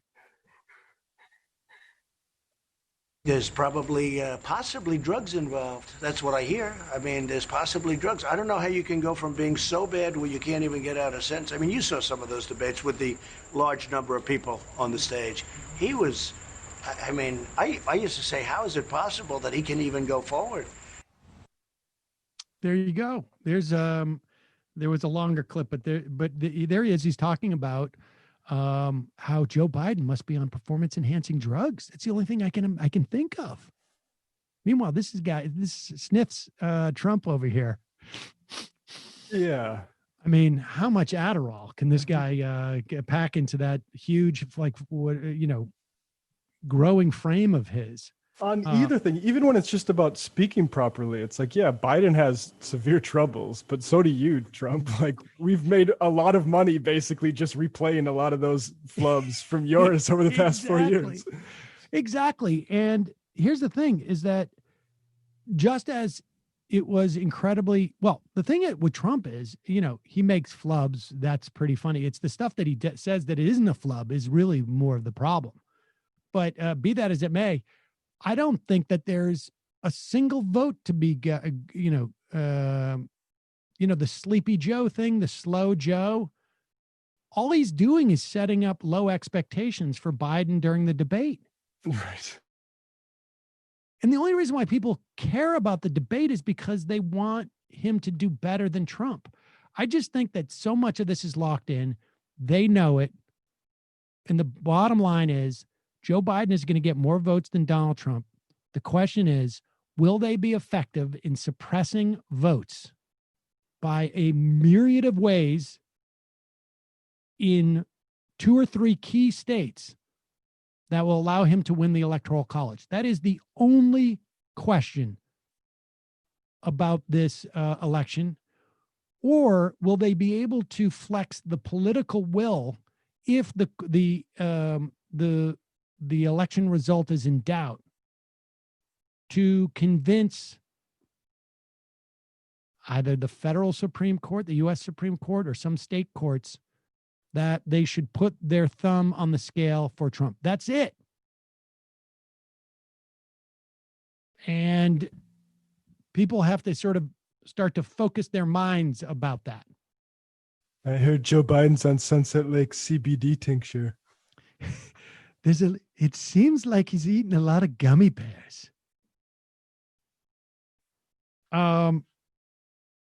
This story still, this is,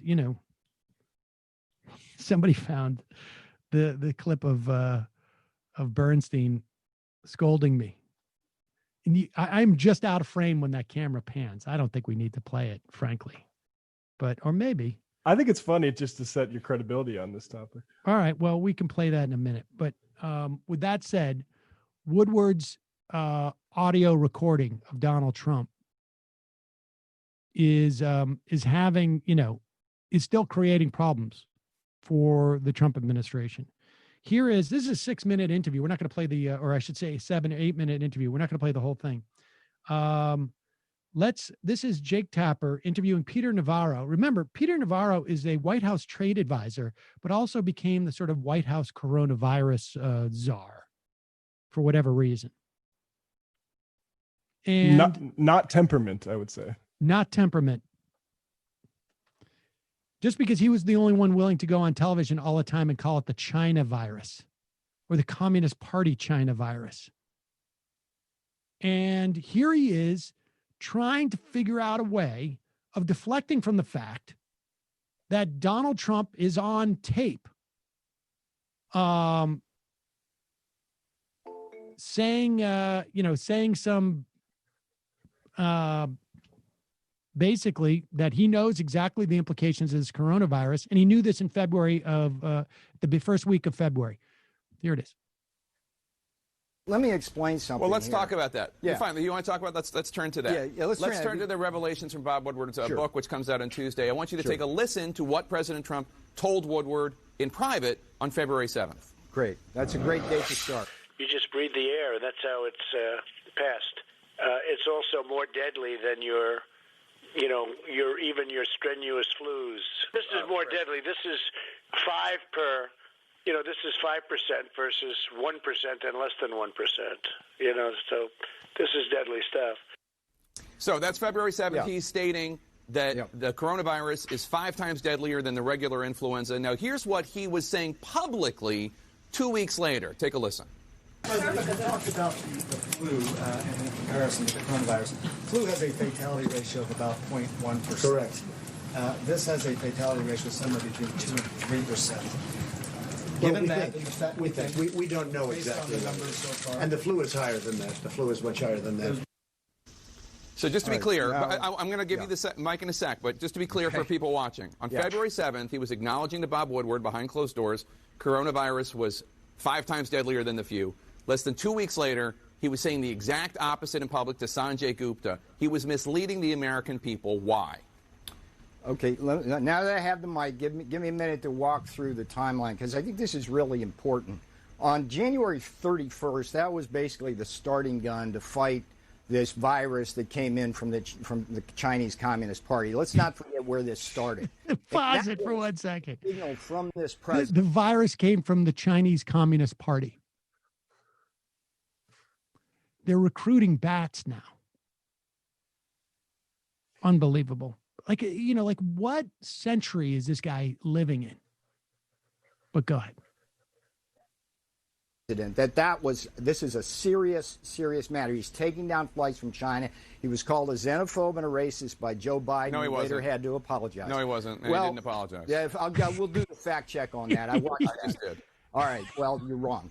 Nope. So January 31st pulls down the flight, saves probably hundreds of thousands of American lives. Now, what happened then, Jake? Here's what's important. This is breaking news for you. In that first week... Pause it for 1 second. First off, I got to give kudos to Jake Tapper for just... No, he didn't. Just being completely deadpan. And then this thing.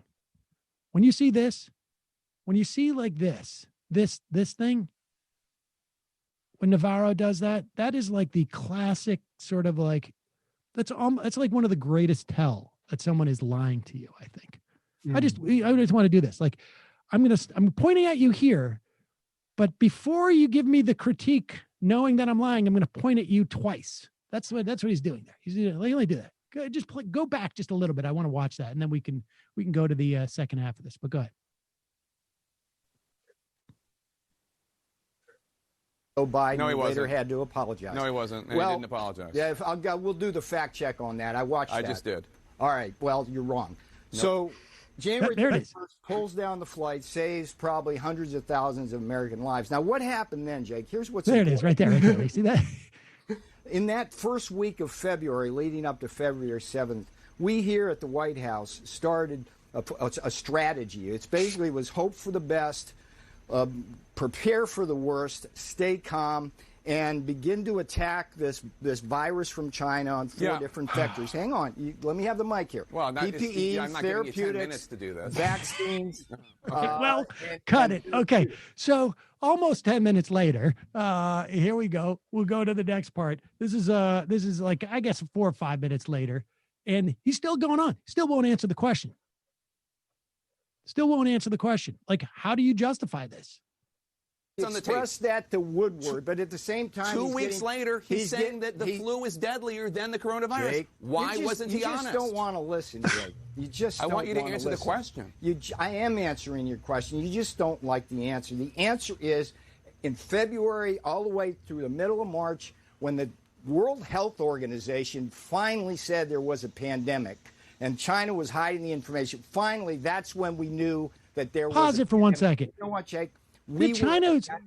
That conversation with Woodward, he says, I just got off the phone with Xi.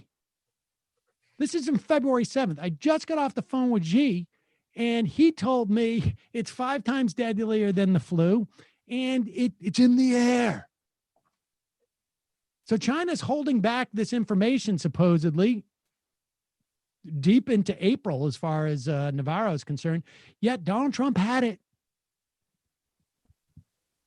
Go ahead. Organization finally said there was a pandemic and China was hiding the information. Finally, that's when we knew that there was a pandemic. And you know what, Jake?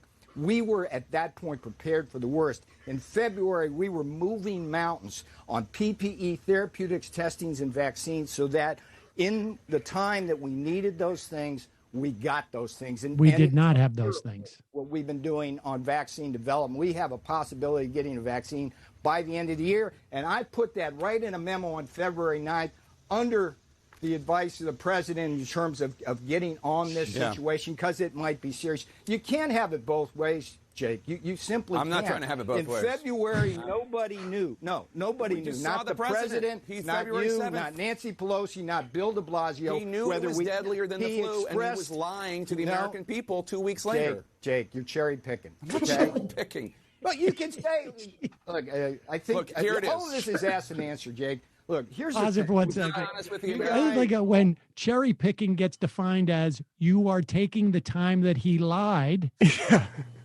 and you're taking an example of that he knew the truth, and then you're just choosing a time shortly after that he lied. You're cherry picking. You're cherry picking by picking the best available evidence. You're just taking the good evidence. You're just being succinct. No, nobody knew. Not the president, not February you, 7th. not Nancy Pelosi, not Bill de Blasio. He knew it was deadlier than the flu, and he was lying to the American people 2 weeks later. Jake, you're cherry picking. Okay? Cherry picking. But you can say, look, I think Look, here it all is. of this is asked and answered, Jake. Look, here's the thing. He was It's not like, honest with the you American guys- people. That You're not wrong. answering the question. You're not honest with the American people. Here we CNN go. is not honest with the American people. CNN. You want to go there? I mean, I said you're CNN, not we answering can the do question. that. Here's I the have thing. answered Thank you, your Peter question. Navarro. We just played I've tape. answered You your didn't question. answer the I've question. answered- no, you can't say that. You didn't I answer the answered your question. No, you didn't. repeatedly, Jake. You just didn't Okay, like the Peter answer. Navarro, thank you so didn't much. like I the appreciate answer. your time today. Thank you so Okay. much. And I would just like to remind the I American answered the people question. watching I am reminding that the United States has less than 5% of the world's population, and the United States has more than 20% of the world's coronavirus deaths. There we go. Wow. Oh man, that's a masterclass on how these guys lie and just change the subject. Like 8 minutes. I answered it. Yeah, I answered it. Didn't like the You answer. Didn't like the answer. Unbelievable. All right, let's play that clip of Bernstein. So I described this story on Friday, I guess. Look, my critique of Woodward is similar to the critique I had of Woodward 15 years ago, which was that he withheld his reporting. At that time, he was a Washington Post writer until it was popular to be critical of George Bush, reporting that he could have released in the context of being a reporter for the Washington Post, a writer for the Washington Post before the election. That would have probably, I don't know if it would have implicated the election at all, but it would have been the responsible thing to do. And the idea that in February 7th, Donald Trump is saying these things to Bob Woodward, I don't know, March 1st, April 1st, May 1st, when there's a debate as to what's going on and the president is out there saying this is not this coronavirus thing is all hype. It's not real. Would it have been valuable to have the journalism, the reporting that Donald Trump actually does believe that it's real, that it's dangerous? He does realize it's worse than the flu. I mean, I think obviously. How many lives would it save? I don't know. But it's almost impossible to imagine it's not greater than zero. But I was critical of Bob Woodward 15 years ago. And I mentioned the story that there was a reading of All the President's Men that I was asked to introduce. I said something to the effect of like, Carl Bernstein's here, who actually had a role in the reading, a small role. And that's great. And it's also apropos that Bob Woodward's here, not here, because the Bob Woodward of this era is gone because he has placed his own enrichment over the journalism that he's supposed to be doing. And I'm looking at that video now. There was a lot of like now famous actors. I had no idea who they were. I knew Richard Kind. And then they start into the thing and Bernstein does this. You can watch it. And I'm down at the bottom.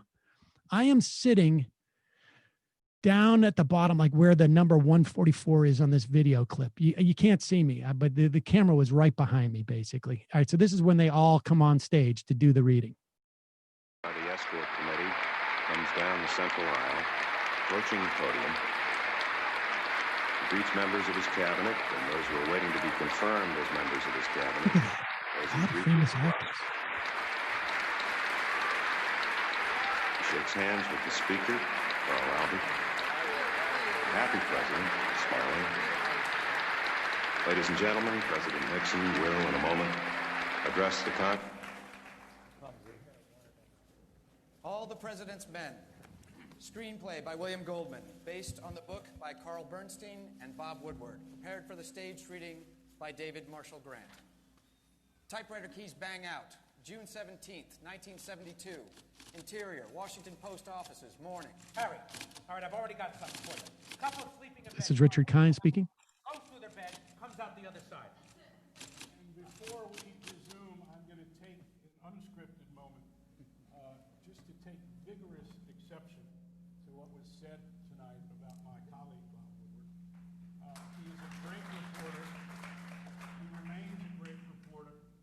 Most of what we know about the Bush presidency, we know from Bob Woodward. And as reporters and editors, we all have made errors in our careers, but I think it was totally inappropriate. We wouldn't be here tonight if it weren't for Bob, and I do want to take vigorous exception to what was said.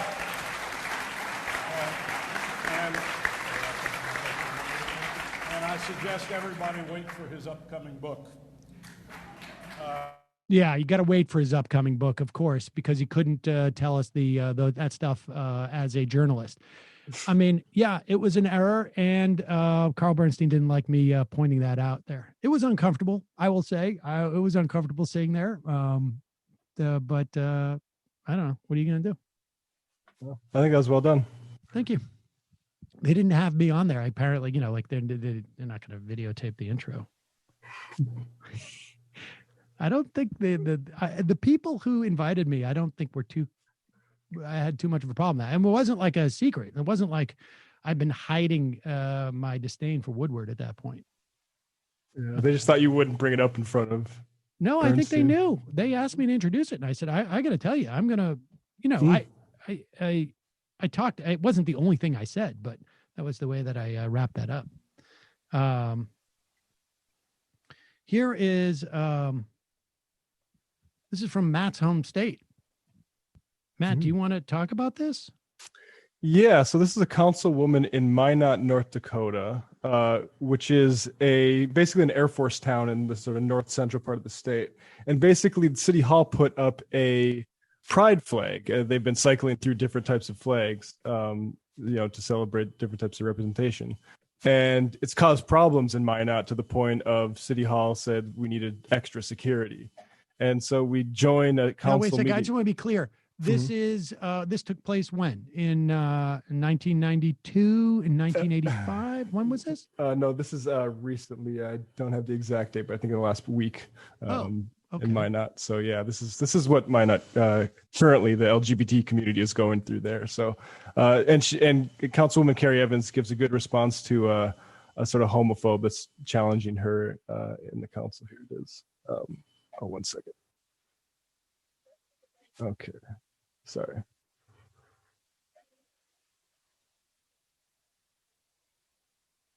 I've heard enough. I'll put my hand up. Okay. Just like the mayor does with Okay. us. I'm not waving But guess what? You don't get to tell me when I can stop speaking. Well, I'm going to. I'm an elected official. You can't do that. Can I do that, Mr. Mayor? Mr. Walker, if she's given the floor, I'm going to give her the 5 minutes just like everyone else, Okay, and I 5 will will minutes. let you finish up your 5 minutes. And you'll start the clock.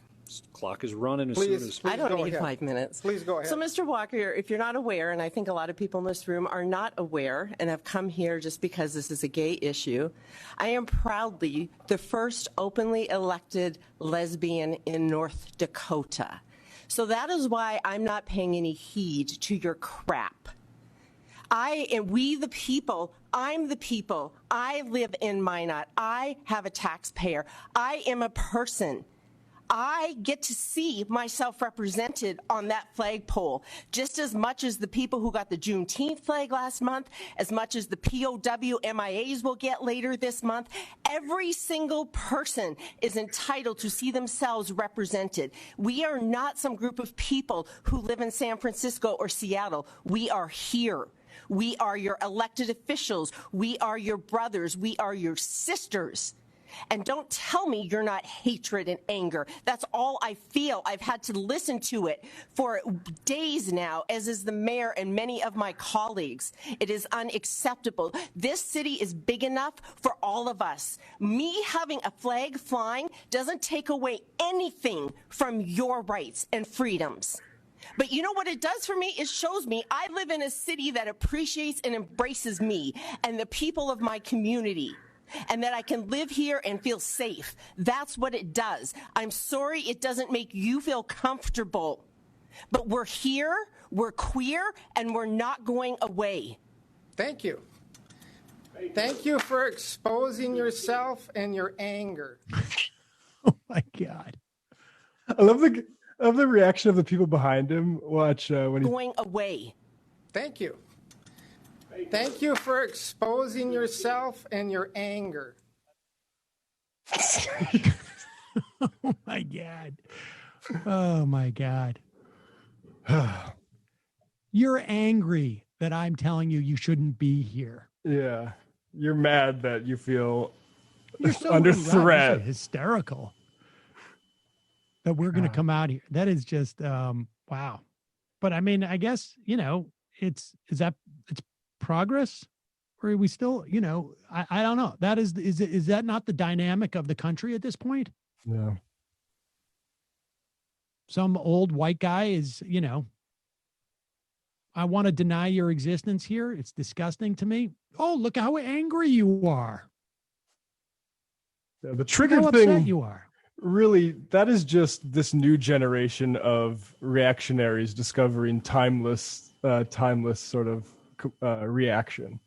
Oh, just to that say, was, you're mad. Oh, I mean, that was this stuff cycles through. I mean, when you get as old as I am, which is not that old, but it's old enough now to see this cycle through.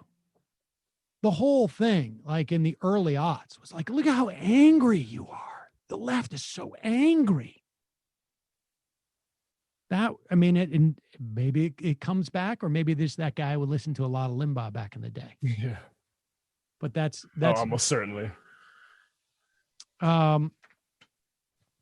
Did you see that, folks? I don't know if I'm going to be able to do the phones really, because I can't, my internet is messy. Let me see if I can try and, all right, I'm on for a second. Let's do this. Calling from an 847 area code. Who's this? Where are you calling from? Stevens song. Wait, who's this? It's a little quiet. Oh, okay. Josh from Chicago. What's on your mind? Well, first off, I wanted to wish my friend Steven happy birthday. He's a Majority Report listener who is someone who I brought to the studio. He was a Klobuchar supporter I brought into the studio. You brought a Klobuchar studio? What? Yeah, he had the Klobuchar shirt that day on. I don't know. Something has to work out with him. Okay. But no, I'm just I'm calling in because I read an article, and I don't have the exact quote, but Jen O'Malley Dillon, who isn't she Biden's campaign manager basically? Maybe. By de facto. She was basically saying that, they're not worried about doing voter contact and stuff like that. Oh, yes. I read that. Trump's people are going out and doing in person. Yeah, I mean, I understand it. I understand we're in a pandemic, but they don't seem to be doing much of anything. And I think this is a real problem that could especially become worse when it gets colder and when we're going to have to be inside again in a month or whatever. I don't know.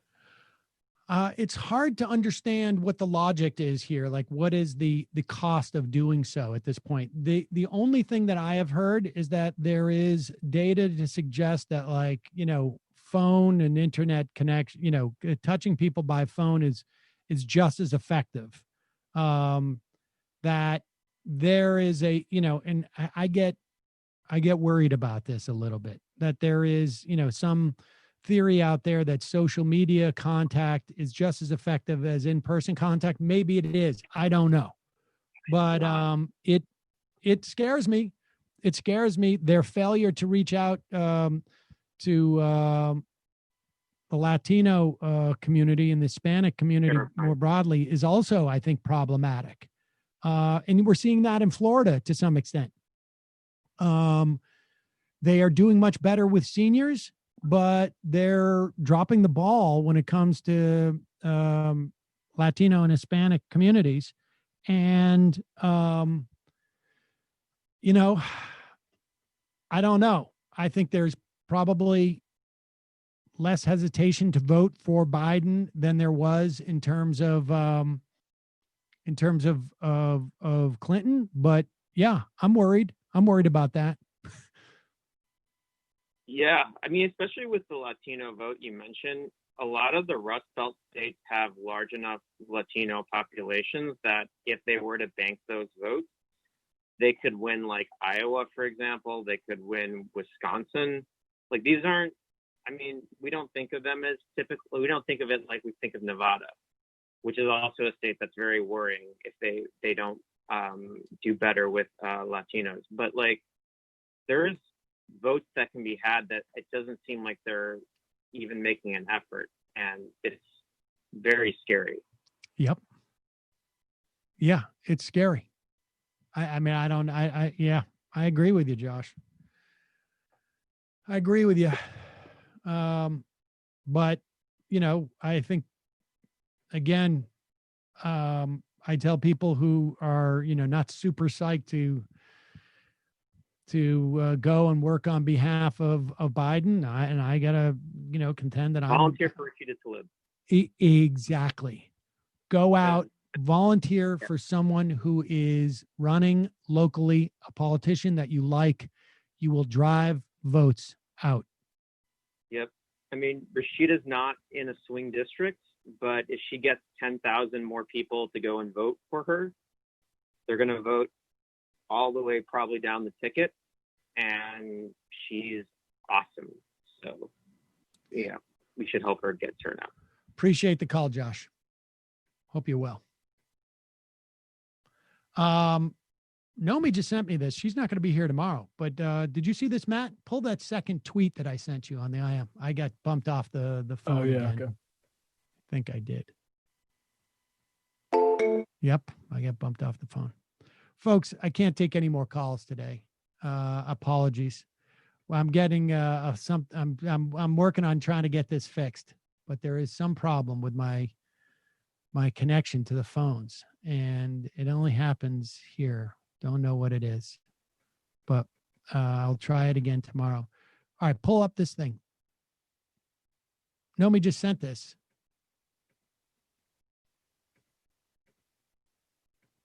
Do you have it? Matt, did I lose you? Oh, here we go. Sorry, I was talking. I was just muted. You got me scared. I thought I lost my internet. All right. So Nomi just sent this. Now, is Rogan in a new studio? Is he, because he's now like Spotify, you know, exclusive? Is he in a new studio? Yeah, it looks kind of like it's an underground type of thing. It's like Let me see that curved. Let me see. It looks pretty cool. You don't get a really good view in this. I like one of those bad boys. Yeah. Well, look at that. Yeah, he's got very. That's the different one, but but that's from us. Look at it. It's got our logo in it. Yeah. You took a clip from our show. Oh no! Is this edited? I think maybe Dave Rubin clips edited this. I haven't watched this clip through yet, but I don't know. I don't think Rogan's playing MR clips. I would be very surprised. All right, let's see this. I was watching this video yesterday, and these guys were just saying dumb shit. They were talking about people getting cloned in China, and this lady goes, "Deplatform that shit, seriously." They got more people. Can't they just create more weapons and have more money? They got more people. I suspect they're probably cloning people too. That's a whole other thing. I mean, we know we can clone dogs, and you can clone sheep, and we can all that kind of stuff. And it's like, if we can clone dogs right now, which there's commercial cloning of dogs happening, right? What? Why is this allowed to be deplatform this crap? Dumber it is, the more I want them to say it, because the dumber they sound, and the more we, collective, logical, reasonable people are like, well, that person's really dumb, and his ideas are not going to work. I was watching this video yesterday. Okay, that's it. It did play. They're watching MR. Yeah. Well, you know, I think Nomi was not serious that Dave Rubin should be deplatformed, you know, officially. I think what she's saying is that we should not build platforms that can structurally support that level of stupidity. Yeah, that makes a guy like that a big part of people's media diets when he's that stupid. I mean, I think she's being facetious there. I didn't take her saying, like, we've got to start to deplatform Dave Rubin because he's so stupid. No, I appreciate Dave Rubin being that stupid in public because, again, my project with Dave Rubin started 3 or 4 years ago. Maybe it was closer to 5 or 6. And that was, do not let him portray himself as some type of A, member of the left or liberal or whatever he wants to call himself. And B, expose the fact that what he has no idea what he's talking about. And so I think, and also, I mean, I think if anybody thinks that this show really wants Dave Rubin deplatformed and not continue to put up more content, doesn't really watch our show very often. That's right. That's right. I mean, we will move on from Dave Rubin at one point. And to a certain extent, part of it is because, we're like we're a victim of our own success on some measure. Now, I'm not going to take all the credit for that. I'm not even going to take I'll take a small portion of the credit. I think Dave Rubin deserves all the credit himself. I mean, to a large extent, but he's now, doing a show 4 days a week for the Blaze. And until the next time around where Glenn Beck says, I'm sorry, I don't know what I was doing. Can Samantha Bee have me back on and try and reorient myself as being a reasonable conservative or something? I think Dave Rubin has done enough to discredit himself and to show that, he was always a gateway to this sort of this right way, this right-wing thinking. And that's what his explicit, well, to the extent that he can do anything explicitly, was his agenda. He was chasing the bucks, and, he was embraced because they need these converts and these former leftists to justify to maintain their narrative, and now he's just like another one of these dolts. Well, and also they don't need to play a clip of our show. They could just platform you, and you could exchange ideas that way. I think Joe should have you on. I think the only person that's being deplatformed here is yourself. That's I'm being deplatformed. Yeah, I don't know. My publicists have reached out many times. I don't know what's going on. I can't believe I'm saying that publicly. The people are demanding it. No, I hope everyone knows that I was just imitating Dave Rubin. I've reached out to Joe. I mean, I think he could be a little bit concerned because I've seen him play softball. Make it happen, Joe. Come on. It was about 20 years ago. And so unless he's been practicing, I think he could be a little bit concerned. Yeah, I don't know. I think he should make it happen now that we know he's watching. I would, of course, I would love to go on that program. It's got a huge audience. It's the biggest show in the country. What else have we got here? The Abbott thing is good. Oh, yeah. Let's do this. Folks, you recall that I'm trying to think of like if the conservative movement has any tenets left that it actually abides by, because they're all about first principles and local control and anti-federalism. We're not talking about, it's just we're not neo-Confederates. We're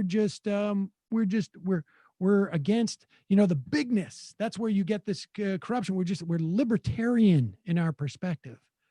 And, states' rights and local control. Remember how much they would talk about local control that they wanted? And it wasn't just about maintaining segregation. It was just about the principle of local control. We know how to handle things. A city, a school board in a town understands what the school needs. We don't need federal statutes saying that we have to integrate our classrooms or that we have to have bathrooms for trans folk. That's just, let the local people decide until they decide something that we don't like, and then we just throw that out the window. So, Governor, if a town like Austin decides to, we're going to put the money someplace else, what can you do? So the state has so many options. One thing that I announced last week was the fact that when we go into our next session, the state will take the power of annexation away from cities, as well as cause them to lose the ability to get revenue from people and entities that they have annexed in the past. Second, I have another proposal out that will defund cities, that defund police departments, and then I have more options coming. But what I'm doing right now, I have this Back the Blue pledge that I'm asking every candidate running for office this November to sign this pledge. We want everybody in Texas to support this. We have well over 60,000 people who have signed this pledge to back the blue to prevent the defunding of law enforcement in the state of Texas. If you want to sign it, you can go to hashtag Texas backs the blue so that we can work together to make sure we do not have in Texas what you've seen in L.A., in Portland, in Seattle, in Chicago, and New York. That type of crime, run amok without supporting law enforcement is unacceptable. In Texas, we are going to back our law enforcement to prevent mayhem in our communities. There's so much BS here. It's sort of hard to know where to start, but we've seen this. We've seen, I think it was in North Carolina, South Carolina, where they passed laws to prevent cities home rule. Ostensibly, they would do it over trans bathrooms, but it was also to keep cities and small town cities from, let's say, developing a $15 minimum wage. And they want to stop Austin or any other towns from basically working their own budgets, right? You will be punished if you determine that it makes sense for you to take money from the police department and put it into social services. You will be punished if you decide that, hey, maybe we shouldn't have cops going out and with guns evicting people from their homes. Maybe we can get some other process in which to do it, or dealing with folks who are having mental issues so that somebody doesn't get shot. It's unbelievable. I mean, I want to say hypocrisy, but it's not hypocrisy. I mean, it is, they have an authoritarian streak about what they want to do, and they just dress it up in other ways, and people buy it. I mean, I don't necessarily have a problem with states saying that our aid is dependent upon X, Y, or Z, or with the federal government saying that to states. And it's a function of what the policy is. And I state that because I'm honest. But there's not a single conservative commentator or YouTuber or governor or any of these people who won't pretend that they are defending some type of principle. Yeah. That's because they appeal to fundamentalists, I think, fundamentally. Yep. And then really authoritarians. Like, we'll sell this if it means, segregation, or it means some anti-trans policy, or if it means, that we're going to pour money into the police. And then he goes on to lie about this like mayhem. There's stories coming out now in Oregon. This is amazing. When we talk about the sort of the lies that you will see generated on Fox News or by the president or by Republican lawmakers or governors or whatever it is. Put up this tweet by the FBI, I think it is. There are hundreds of thousands of acres on fire in Oregon, in Washington state. Well, millions between them and California. It is devastating. In Oregon, apparently, there are parts of the state where you can't see 40, 50 feet in front of you because of the smoke. They are terrified as of yesterday of like mass casualty events, in part because they can't evacuate people quick enough, and in part because there are people who are refusing to evacuate. Because on Facebook, there's these right-wing memes that the fires in Oregon are being set by Antifa people or Black Lives Matter people, and they're coming to ravage their towns. So The FBI Portland division had to put out a notice on Facebook and on Twitter. FBI Portland and local law enforcement agencies have been receiving reports that extremists are responsible for setting wildfires in Oregon. With our state and local partners, the FBI has investigated several such reports and found them to be untrue. They are begging people. There are stories now of people who are saying, like, I'm not leaving my town because Antifa is going to come in and take everything like they did in Portland or something. I can't find the tweet right away, but there was some sheriff's department that's like, hey, we know you're just trying to help, but don't be stopping cars coming into your towns to check if they're Antifa. It's unbelievable. There are people who are going to die because they're not leaving their towns because they believe this insanity on Facebook. And then you've got governors of Texas going out there and saying, you know, I've got a Blue Lives Matter hashtag email collection for my next election, you know, so I can raise money from you. Sign the, you know, petition. What petition? You're the governor. You're threatening to cut funding from Austin if they decide how they're going to allocate their own city budget. You don't need a petition from people across the country. He's just doing that to get fundraising emails. And then he's saying that, like, we're not going to allow, like, the, you know, what's happening in Oregon to happen here in Texas. It's just unbelievable.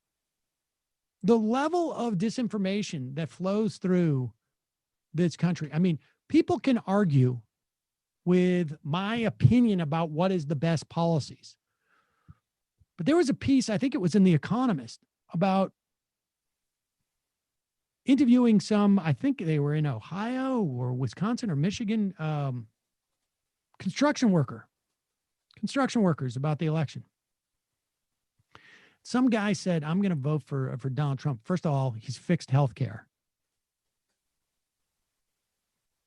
That's just a lie. I mean, Donald Trump hasn't done anything. The Republicans didn't do anything. That's not an opinion. They didn't do anything.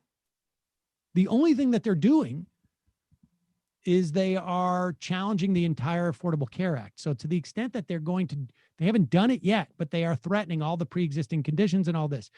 They haven't done anything. It was a whole litany of things that he talked about that were just complete fabrications.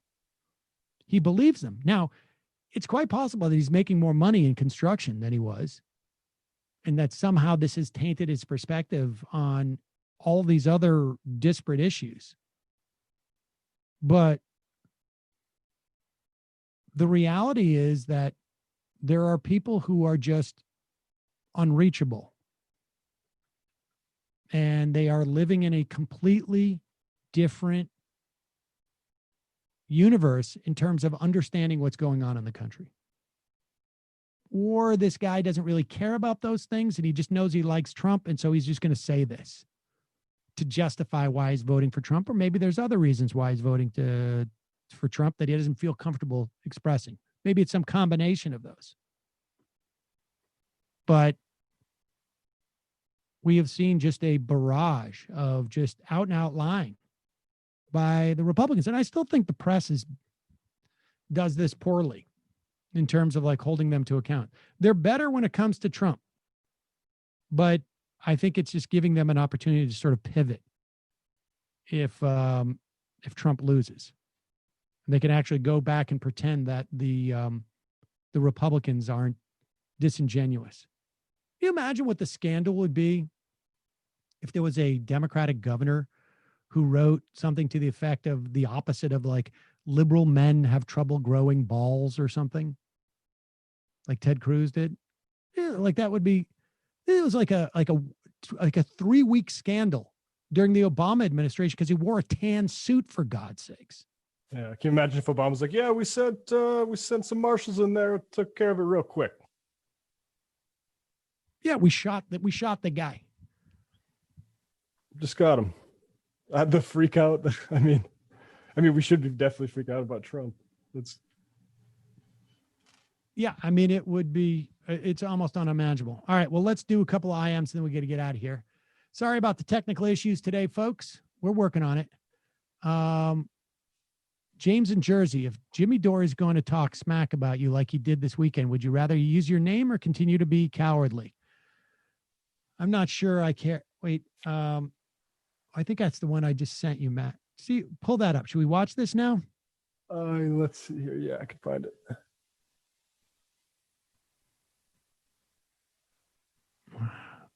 I don't know if I really care. Yeah, I mean, I think I just prefer that he keeps not using your name to continue debasing himself as a coward, which would be my response to that. Why is he so afraid to address me? And here it is. Does he think that I'm going to get views or something, or what? I don't understand. What is he? What is he afraid of, or is he just afraid because then I know that he's just ducking me all the time? Yeah. Ha! You fucking chump. That's it. This country will never demand anything from its political class because the political class owns the media. And that's it. Propaganda rules. Half the country believes in QAnon. Half the country believes in Russiagate. Congratulations, America. You're a failed state. If you believe in Russiagate, you're every bit as gullible and stupid as anybody who ever talked about QAnon. Pause it. Everyone.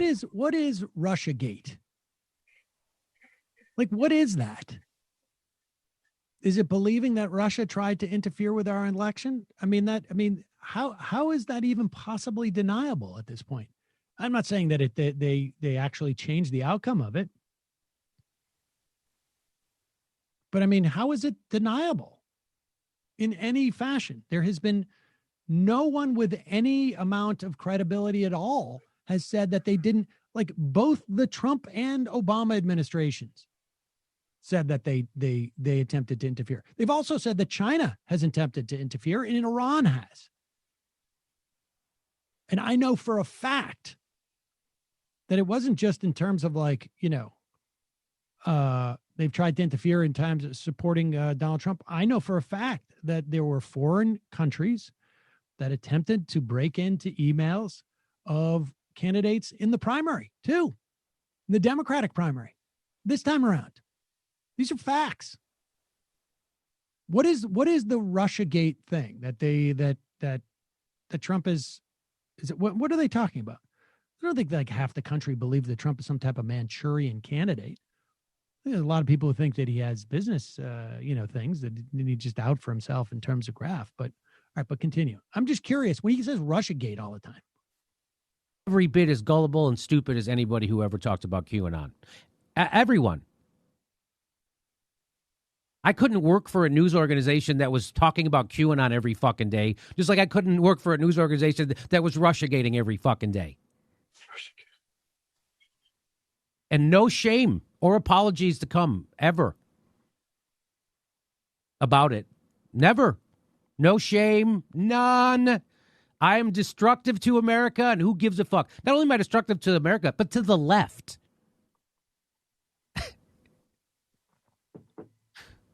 And then you tell people to vote for fucking Joe Biden like you're some kind of a good person instead of a fucking idiot. Instead of a willing dupe who's a conspiracy theorist and in aid of the establishment. At least Alex Jones tells conspiracies that are supposed to be anti-establishment. Everybody on the left doing Russiagate, they're doing conspiracies that aid the establishment, the one they're supposed to be against, but they're really not. They're in bed with the establishment. Half the left is, and you know it, if not more so. I don't know that he was talking about me, but I think that IMer is incorrect. But remember, this is the guy who told us that Hillary Clinton has Parkinson's. I guess maybe that takes a while to come in from his from watching a video, or that Seth Rich was all red flaggy because that's anti-establishment. Yeah. I love my anti-establishment to be Jade Helm. Yeah, exactly. Thanks for that type of love that for the left.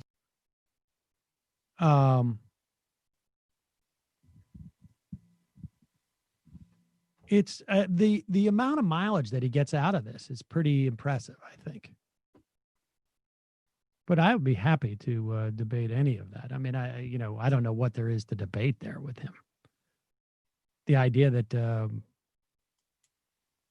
you should vote for Joe Biden, I think it's self-evident. I mean, he's just trying to. I mean, he begged off the last debate off of he wasn't feeling well, so hopefully one day he'll feel better. That was 4 years. That was 4 years ago now. Yeah, well, hopefully he's feeling better. Incidentally, in light of the piece about Peter Thiel hanging around with all those fascists and white supremacists, recall the segment that we were talking about that I was criticizing Jimmy Dore initially for was one in which they said, what difference does it make if Peter Thiel is on the Supreme Court?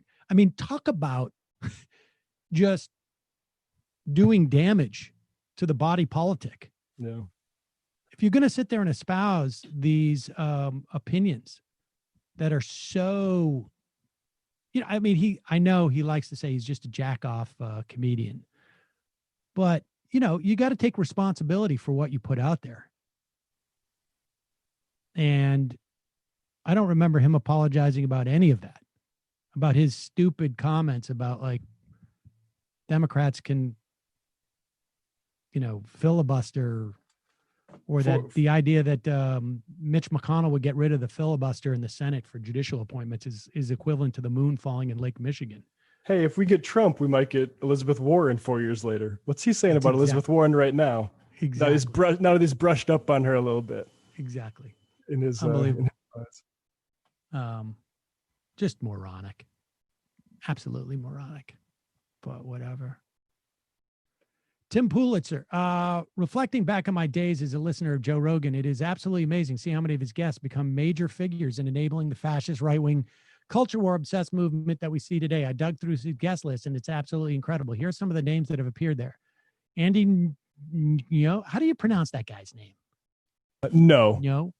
Andy No, Alex Jones, Ben Shapiro, Brett and Eric Weinstein, Candace Owens, Dave Rubin, Douglas Murray, Gad Saad, Gavin McGinnis, Jordan Peterson, Milo Yiannopoulos, Owen Benjamin, Sam Harris, Sargon of Card, Scott Adams, Stephen Crowder, and lastly, Tim Pool. I left out Jimmy Dore, but I would argue he should be included here as well. Soda. Yeah, I mean, if you look at the, Jimmy Dore's comments, it's a lot of people don't perceive him as being on the left. Harvesting anti-Hillary sentiment from both sides of the aisle, I think. Exactly. It's worth pointing out that many of these figures are not very well known at the time and had their profiles raised considerably as a result of their appearances on Rogan. Well, to be fair, he's also had on Bernie Sanders. He also had on Kyle Kulinski and Cornell West, David Pacman. I mean, it's probably weighed in one way or another towards the right, but okay. All right. 5 more of these and then we'll get out of here. Sorry. Toots mail thing. Let's see. Wait, what's this?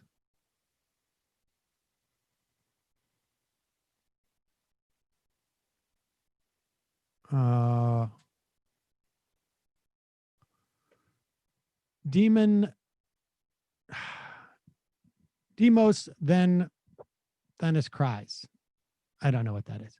So basically meaning mentioning prosperity within the Nigerian immigrant population is internalized. He's one of the good ones. Lasher, if LA sheriffs are terrorists. Take my call. I was at the press conference. The LA terrorists, the LA sheriffs surrounded. More important info. I'm sorry. I'm not taking calls. Calling from Nebraska. Too soon, Junior. I don't know what that means. Hello, Assy McGee. You have a decently sized gay crush community on Reddit. You disclosed that you use Hello Tushy, and that has sealed the deal for the rest of us. We're all gay for Sammy. Well, I'm glad to hear that. It hadn't occurred to me that would be a closer, but there you go. Bottom structure. Sam and Crew, I love you guys, but are you serious about hitting 1 million? Oh, right. Okay. You said that. Dead Ben Carson's Twitter account. You should probably get to 1 million subscribers if you live stream Trump press conferences every day while begging for subscribers throughout the majority of the stream. Thank you. Tibion. Sam, very handsome today. Delaware state primaries are tomorrow. This is our chance to get rid of the GOP's favorite senator, Chris Coons.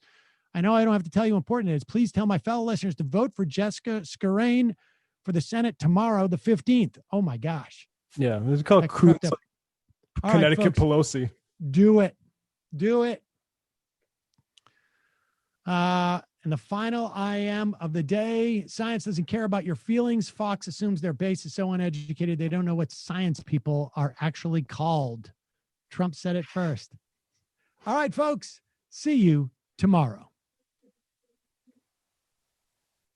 It might take all the strength I got to get to where I want, but I know somehow I'm gonna get there. I wasn't looking when I just got caught.